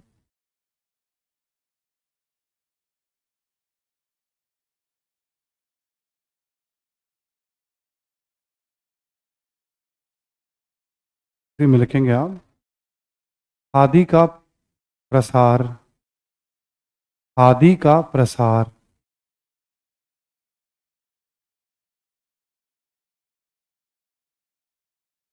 लिखेंगे आप, स्वच्छता अभियान। स्वच्छता अभियान इत्यादि। अब ये था कि हम विरोध तो करेंगे हम, ठीक है, बट विरोध के साथ साथ हमें रचनात्मक काम भी करना है। हमें खादी का प्रचार प्रसार करना है, लोग को हुनरमंद बनाना है। चरखा का वितरण था इसमें, है ना, स्वदेशी वस्तुओं का उपयोग करना है, ये सब बातें इसमें रचनात्मक कार्यों में थी। ठीक, तो गांधी जी ने दो हिस्सों में रखा है, एक हमें विरोध करना है और एक हमें समाज सुधार या राष्ट्र का निर्माण करना, आत्मनिर्भर। ये बहिष्कार और स्वदेशी जैसा ही है, अंतर बस इतना है, रचनात्मक कार्यों में सामाजिक मुद्दों को भी बहुत महत्व दिया गया है। स्वदेशी में क्या था, आर्थिक मुद्दों पे बहुत फोकस था, इसमें आर्थिक मुद्दों के साथ साथ सामाजिक मुद्दों पे भी बहुत फोकस किया गया। बस ये अंतर था वहां से यहां तक। तो नागपुर अधिवेशन में क्या हुआ, असहयोग संबंधी प्रस्ताव पारित हुआ। ठीक, आंदोलन की शुरुआत एक। दूसरा लिखें आप, कांग्रेस के संगठनात्मक ढांचे में बदलाव।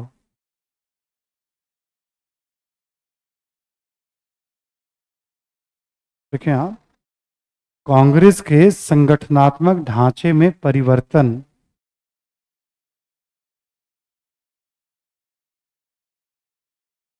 गांधी जी के सुझाव पर किया गया। सुझाव पर किया गया और गांधी जी के सुझाव पर किया गया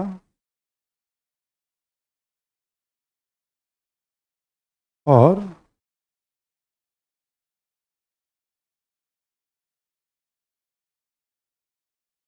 गांधी जी के सुझाव पर किया गया और देखेंगे इसमें आप,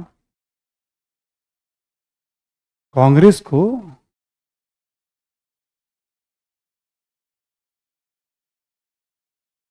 पूरे साल सक्रिय रहने वाली संस्था के रूप में परिवर्तित किया गया।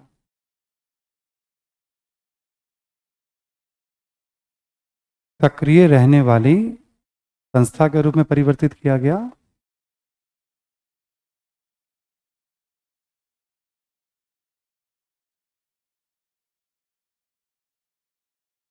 परिवर्तित किया गया तथा तथा पदानुक्रम पर आधारित, पदानुक्रम, पद का अनुक्रम, पदानुक्रम पर आधारित एक संगठनात्मक ढांचा भी एक व्यापक कर लीजिएगा, व्यापक संगठनात्मक ढांचा भी निर्मित किया गया। एक व्यापक संगठनात्मक ढांचा भी निर्मित किया गया।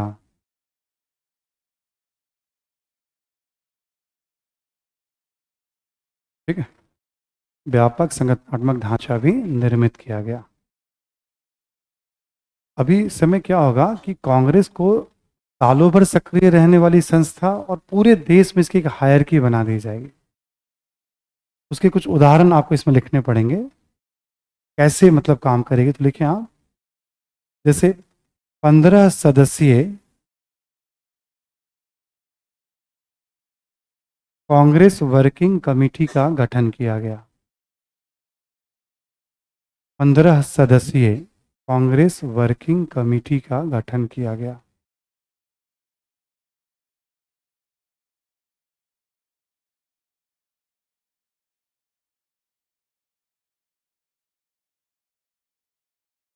पंद्रह सदस्यीय CWC का गठन किया गया। ये क्या करेगा, रोजमर्रा का काम देखेगा, डेली वर्क। अध्यक्ष तो एक बार बैठते थे, अब ये हुआ कि रोज का काम, अध्यक्ष तो ही सबसे ऊपर अध्यक्ष है। फिर इस ये जब बैठक होगी तो ये बैठ के डिसाइड रोज का काम करेंगे, जरूरत पड़ेगी तो। देखिए 350 सदस्यीय ऑल इंडिया कांग्रेस कमेटी का गठन किया गया। 350 सदस्यीय AICC का गठन किया गया, Congress committee, all India Congress committee.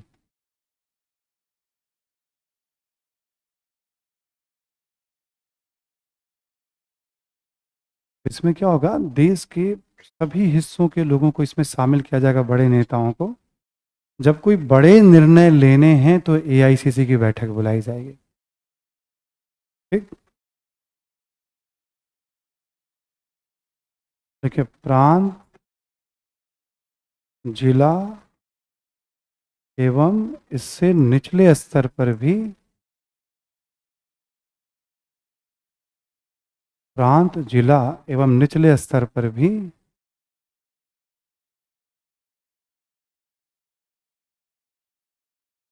भी कांग्रेस का संगठनात्मक ढांचा निर्मित किया गया।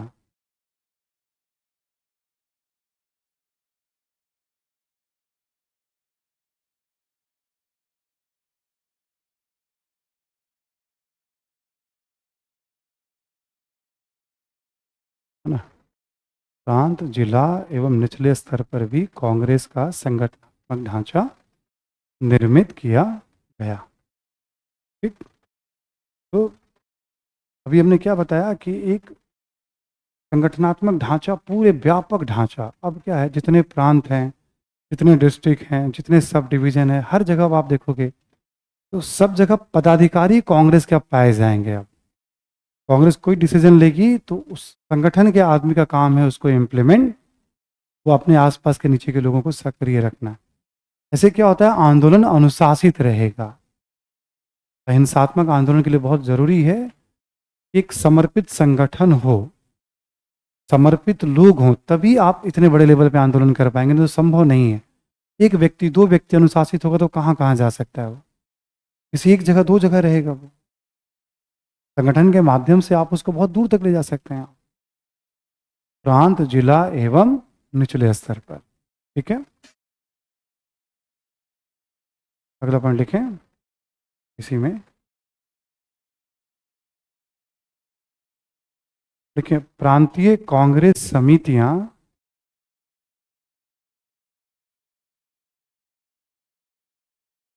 प्रांतीय कांग्रेस समितियां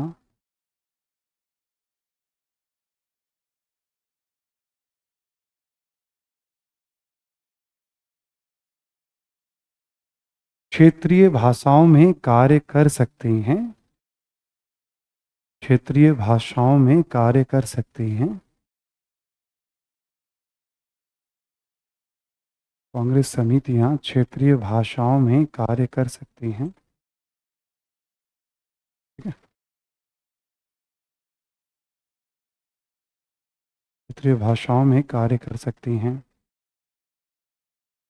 इसी में लिखेंगे जहां तक संभव होगा,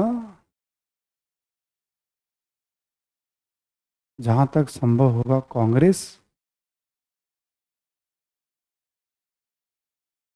हिंदी का संपर्क भाषा के रूप में उपयोग करेगी।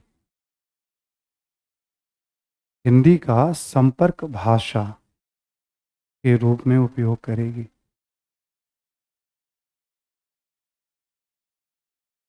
उपयोग करेगी।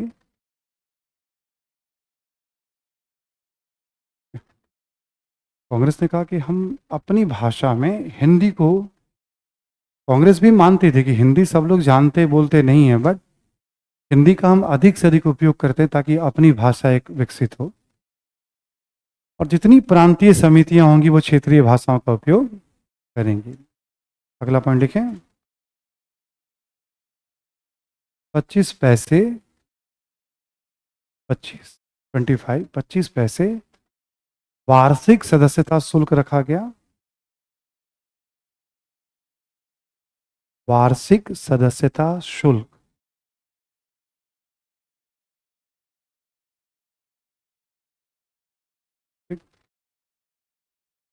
ये क्या देखते हैं हम, संगठनात्मक ढांचे में किस तरह का बदलाव। गांधी जी का बहुत बड़ा कंट्रीब्यूशन है राष्ट्रीय आंदोलन में, कांग्रेस में, ये वाला पॉइंट। कुछ ऐसा ही बदलाव, इसी तरह का थोड़ा बहुत बदलाव तिलक चाहते थे केंद्रीय स्तर पे। उसी को सिस्टमेटिक रूप में गांधी जी ने, अब जो आंदोलन चलेगा मास लेवल पे तो काफी ऑर्गेनाइज होगा। एक असहयोग संबंधी प्रस्ताव, नागपुर अधिवेशन। दूसरा संगठनात्मक ढांचे में बदलाव। तीसरा लिख लें आप, अभी नागपुर अधिवेशन की बात हो रही है।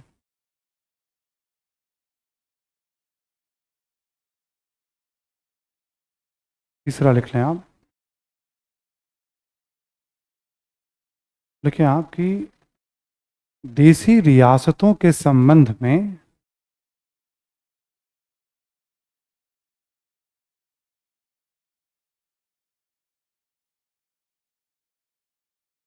यह प्रस्ताव पारित हुआ। देशी रियासतों के संबंध में यह प्रस्ताव पारित हुआ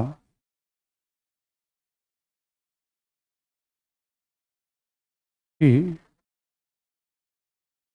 वे लोकतांत्रिक अधिकारों के लिए,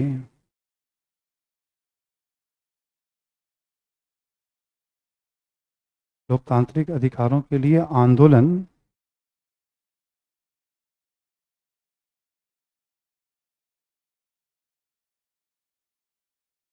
लोकतांत्रिक अधिकारों के लिए उन्हें आंदोलन करना चाहिए।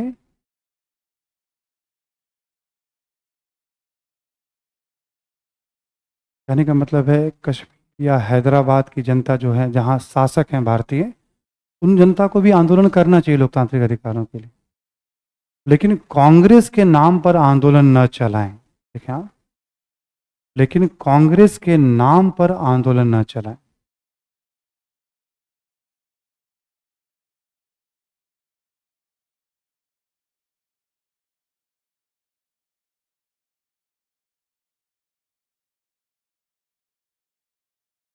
ठीक है, कांग्रेस के नाम पर आंदोलन न चलाएं। फिर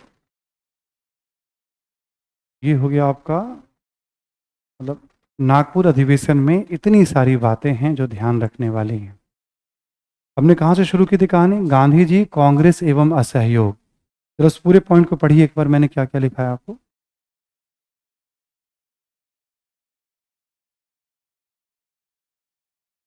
गांधी जी, कांग्रेस एवं असहयोग।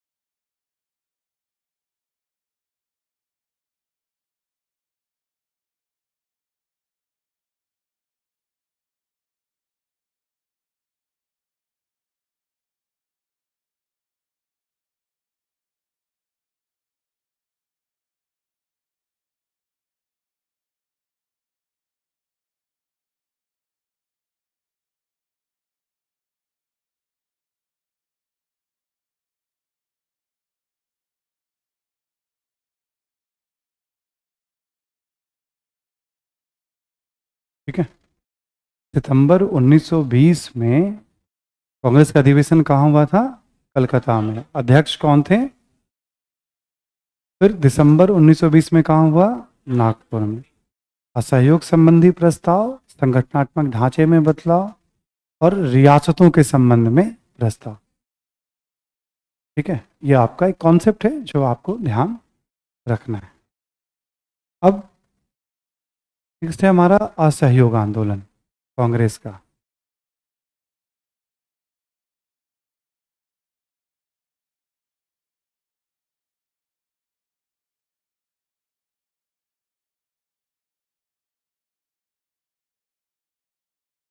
दिसंबर 1920 से फरवरी 1922 तक।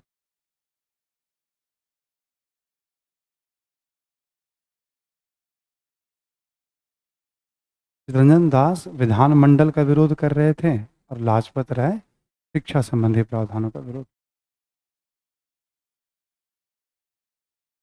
तो शामिल नहीं करना है उनका ये था। ठीक है, दिसंबर 1920 से फरवरी 1922।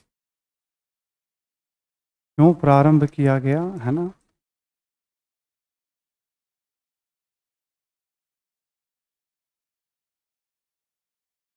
प्रमुख विशेषताएं क्या थीं और कुछ तथ्यात्मक जानकारी।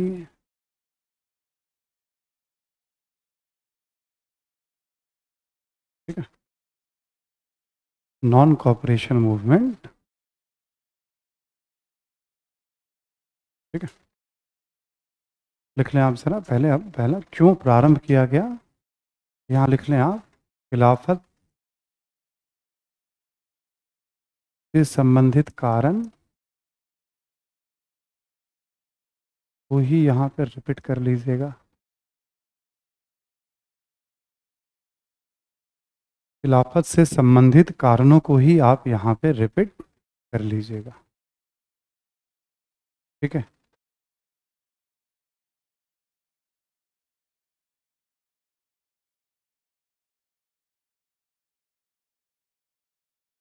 फिर और एक नई बात क्या जुड़ जाएगी इसमें जो हमने बताया था, खिलाफत के मुद्दे को लेकर के असंतोष। सरकार ने खिलाफत समिति की बात नहीं मानी थी। असहयोग प्रारंभ करने का यह भी एक कारण बताया है। ठीक, इसमें एक पॉइंट और लिख लें आप, कारण में ही लिख लीजिए। मैं भी समझा देता हूँ। कारण में ही एक पॉइंट और लिख लीजिएगा आप। गांधी जी ने आंदोलन प्रारंभ करते हुए कहा था,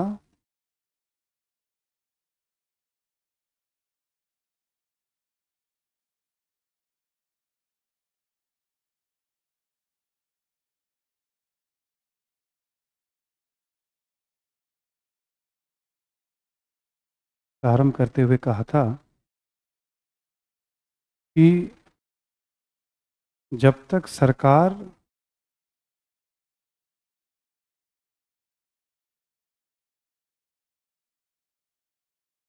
जलियांवाला बाग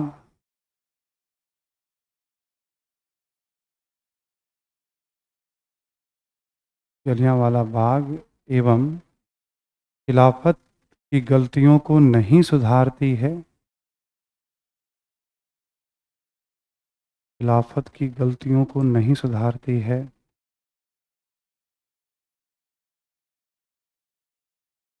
नहीं सुधारती है, तब तक आंदोलन जारी रहेगा।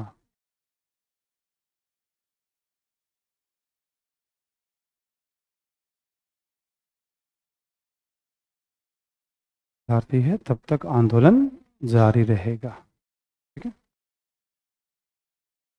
ऑब्वियस है। कारण में यहाँ पे एक फ्लो बन जाएगा आपका कि कैसे शुरू किया गांधी जी ने। लास्ट में ये बात ऐड कर दी थी उन्होंने।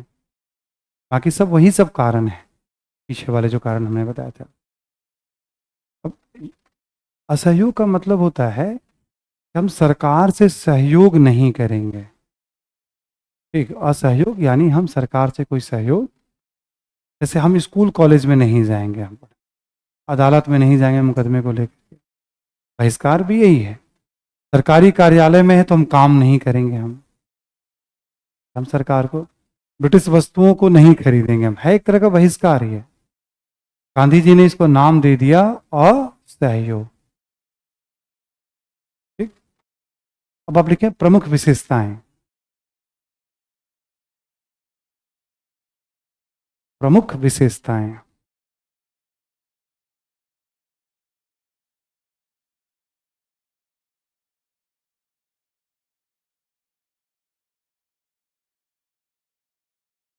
पहला पॉइंट लिखेंगे आप कि स्वदेशी स्वदेशी एवं होम रूल आंदोलन के पश्चात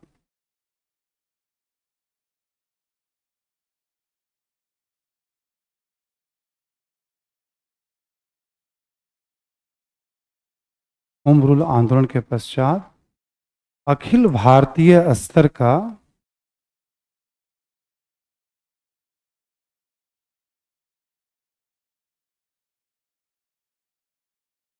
एक अन्य महत्वपूर्ण आंदोलन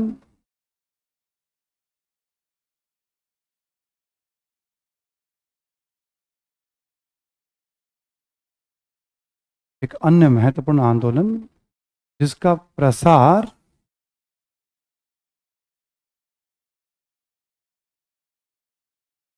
देश के लगभग सभी हिस्सों में देखा।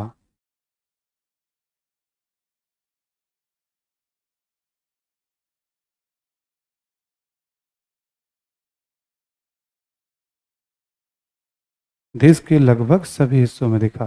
ठीक? अगला पॉइंट लिखें, शहरों के साथ साथ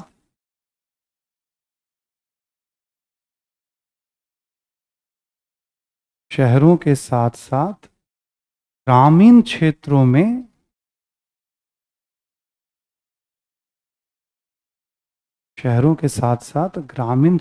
में इसका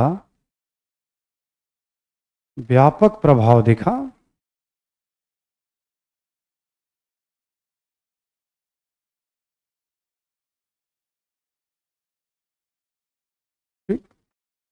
यह आंदोलन शहर में तो गया ही, पूरे भारत में। अब देखो, स्वदेशी आंदोलन, होम रूल आंदोलन, रॉलेट सत्याग्रह, खिलाफत आंदोलन, ये चारों अखिल भारतीय आंदोलन है।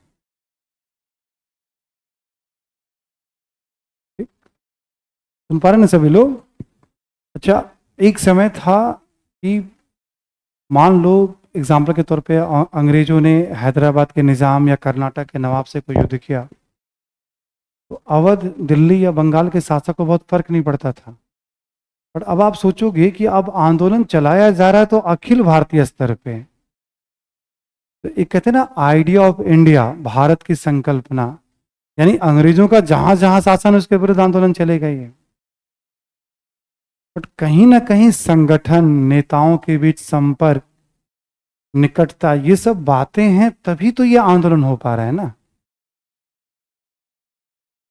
स्वदेशी आंदोलन चूंकि पहला जन आंदोलन था राष्ट्रीय चेतना से युक्त, उसके पहले यदि आप देखोगे अखिल भारतीय स्तर पे कोई घटना है तो वो 57 का विद्रोह है,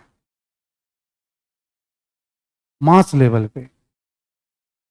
छोटे मोटे लेवल पे जैसे ब्रह्म समाज भी देश के अलग अलग हिस्सों में सक्रिय है, बट मास लेवल पे 57 का विद्रोह था। फिर वो हिंसक था। अगला मास लेवल पे स्वदेशी आंदोलन था, जो राष्ट्रीय चेतना से, जिसके प्रगतिशील कार्यक्रम थे, एक लक्ष्य था, संगठित था। फिर अगला आंदोलन चला हमारा होम रूल आंदोलन। फिर हमने पढ़ा रॉलेट सत्याग्रह, मुश्किल से 12 दिनों में ही गांधी जी ने वापस ले लिया उसको। फिर चला खिलाफत आंदोलन। ठीक, और खिलाफत के समानांतर खिलाफत चल रहा है तभी कांग्रेस का आंदोलन भी चल रहा है। कांग्रेस का मेंबर किसी भी संगठन का मेंबर हो सकता है, वो दूसरा काम भी कर सकता है, आंदोलन भी, और कांग्रेस के आंदोलन में भी भाग। लगभग खिलाफत के जितने नेता हैं वो कांग्रेस के भी नेता हैं।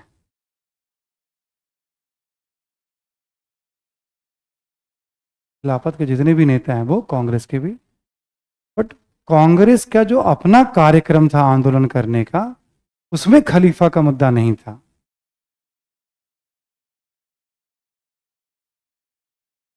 ठीक, उसमें खलीफा का मुद्दा नहीं था, उसमें तो विरोधात्मक और रचनात्मक कार्य थे जो मैंने आपको बताया।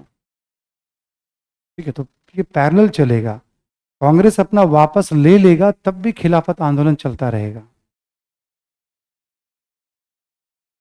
तुर्की में कि अपने आंतरिक सुधार होंगे, और एक मुस्तफ़ा कमाल पासा करके वहाँ एक नेता हैं, फिर वो क्या करेंगे, खलीफा का पद ही हमेशा के लिए समाप्त कर देंगे।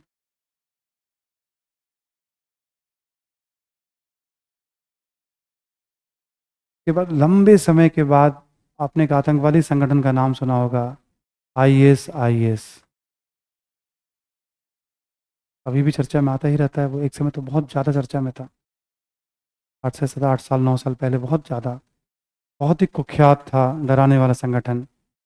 अभी भी प्रभाव है इसके अपने। तो इस संगठन ने फिर दावा करना शुरू किया, इस्लाम का जो मूल क्षेत्र है उस पर हम शासन करेंगे, उस पर हम शरीयत को लागू करेंगे। भाई सीरिया, फिलिस्तीन, सऊदी अरब, इराक, इन्हीं सब क्षेत्र को लेकर के आईएस ने अपना केंद्र बनाना।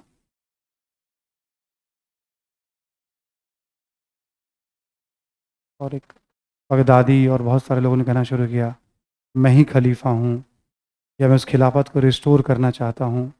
पढ़ेंगे करंट अफेयर्स वगैरह में भी, पीछे के आइडियाज आगे वाले को तो हेल्प करते ही रहते हैं। हमने कहा 4 मास मूवमेंट चल रहे हैं भारत में, चल चुके हैं भारत में अखिल भारतीय स्तर पे, उस कड़ी में 5वां आंदोलन है।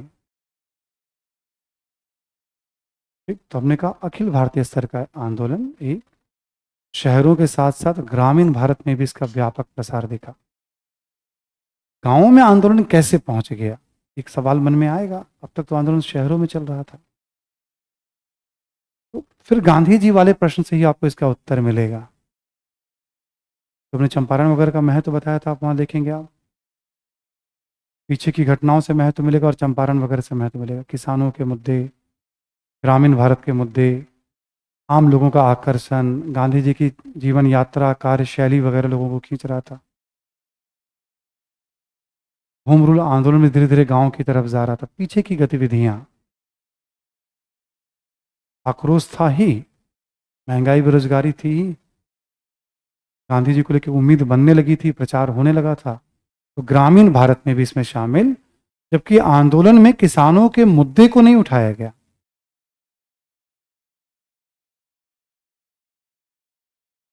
ठीक, आंदोलन में किसानों के मुद्दे को, तो शहरों के साथ साथ ग्रामीण भारत का भी ये आंदोलन था। अगला पॉइंट लिखें।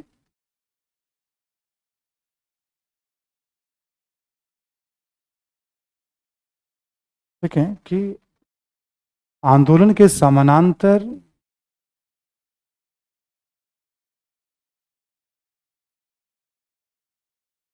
एवं आंदोलन के प्रभाव में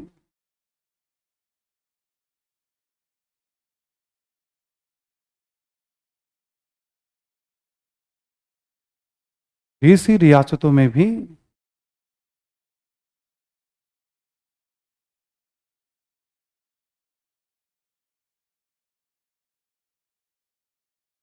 राजनीतिक अधिकारों की मांग की जाने लगी।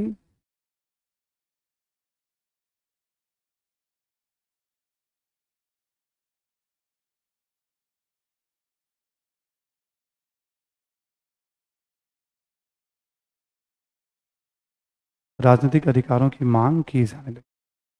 यहाँ करेंगे ना कुछ, ठीक है, कुछ देसी रियासतों में, फ्यू, ना कि पूरे, है ना, लिख लेंगे आप, कुछ देसी रियासतों में भी राजनीतिक अधिकारों की मांग। हमारा पहला तीनों पॉइंट किस पे चला जा रहा है, प्रसार के ऊपर।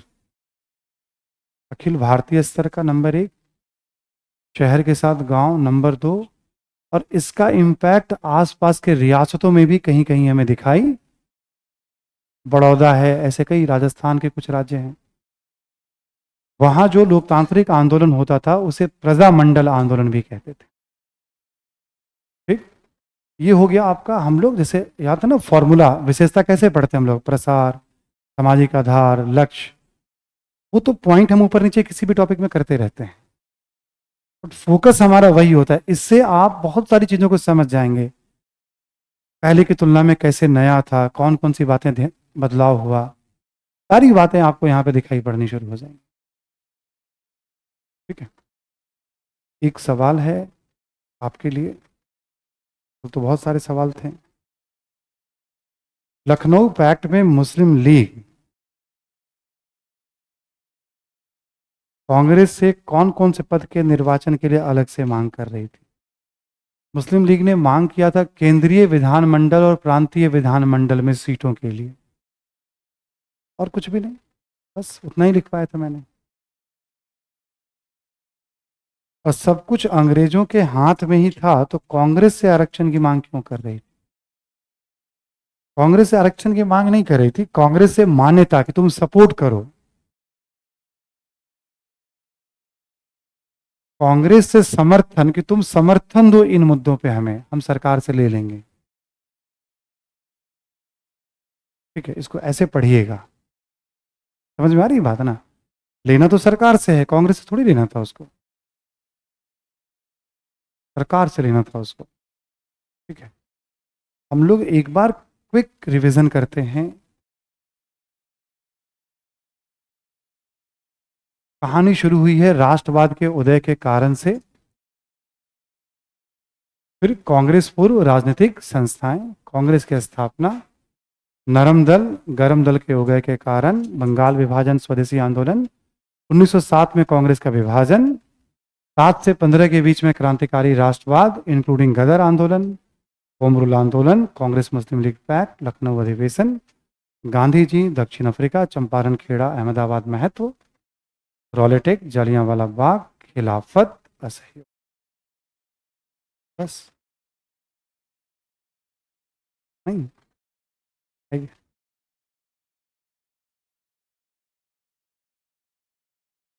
जैसे जिस किताब को सरकार ने प्रतिबंध कर रखा है, गांधी जी ने नाम बताया था कि भाई इन कानूनों का उल्लंघन नहीं मानना है, सरकार के अगेंस्ट में कानूनों का उल्लंघन करते, जैसे हिंद स्वराज, हाँ तो हम उसका उपयोग करेंगे, हम सरकार को देखो देखो भाई हम पढ़ रहे हैं, हिंद स्वराज हम पढ़ रहे हैं, ठीक है, ऐसा होता है। ठीक है, तो घर जाकर के पूरी क्षमता के साथ राष्ट्रवाद से लेके यहाँ तक रिवीजन एक बार पूरा करके आइएगा। कल 5 मिनट का फिर एक फैक्चुअल सेशन होगा। ठीक है, जो बोलना चाहेगा आपने देख ही लिया, मैं जबरदस्ती कभी नहीं करता हूँ किसी टेस्ट के लिए, क्योंकि नौकरी आपको मिलेगी और मुझे पता है आप उसमें से 1 रुपये भी वेतन के रूप में नहीं देने वाले हैं मुझे। ठीक, बट जो मेरा काम है, आप बोलेंगे सर फीस तो हमने यहाँ दे ही दिया जो हमें देना था, ये बात सही है कि आपने फीस दे दिया है, ठीक है, बट अब तराजू तो है नहीं कि आपने जितना फीस दिया उससे ज्यादा बताया जा रहा है कि कम बताया जा रहा है। ये फीस का जमाना है, बट शिक्षा को क्या हम पैसे से तौल पाएंगे, ये बड़ा मुश्किल काम होता है मेरे विचार में। हमने भी अपने गुरुओं को कभी फीस दिया है, बट उनका जो कृपा, उनका जो एहसान है, हम कभी भी ये नहीं मान सकते कि भाई हमने उस पैसे से उनके, ठीक है, कोचिंग के लेवल पे केवल बात नहीं कर रहा हूँ, बाकी स्कूल कॉलेज की भी बात कर रहा हूं मैं। ठीक है, तो आप सब रिवीजन रखिएगा। ठीक है, बीच में कभी भी बोर्ड पे मैं 15, 20, 25 फैक्ट्स किसी भी इससे रख दूंगा, मैं अब एक से नहीं, राष्ट्रवाद के उदय के कारण से लेके मैं किसी किसी टॉपिक से 20-25 फैक्ट्स रख दूंगा मैं, जो आप में से बताना चाहे, बस सांकेतिक वर्ड होंगे। आप 2-3 मिनट का समय होगा। ऑनलाइन बच्चों के लिए फिर वही होगा कि वो अपना हर चीज पे ध्यान दें, और जितना मैं बोर्ड पे लिखता हूं वो सबके लिए, आप कोई बता भी नहीं तो ध्यान से रिकॉल करिए कि क्या हम जानते हैं इसको। ठीक, ये भी ध्यान रखिएगा, है ना? ओके आदित्य,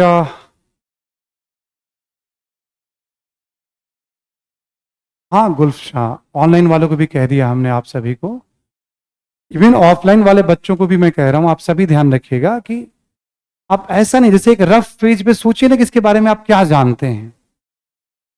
यही तो सिनॉप्सिस मॉडल है ना। फैक्चुअल तैयारी तो मैं मान के चलता हूं कि करके छोड़ देना चाहिए, उसके लिए तो मतलब तथ्यों के लिए क्या है। ठीक है, तो कल 20-25 तथ्य मैं कभी भी रख दूंगा, तो आप राष्ट्रवाद के उदय के कारण से जितना मैंने अभी तक बताया है पूरा पढ़ के आइएगा क्लास नोट्स। ठीक है। कल मिलते हैं फिर हम लोग, है ना।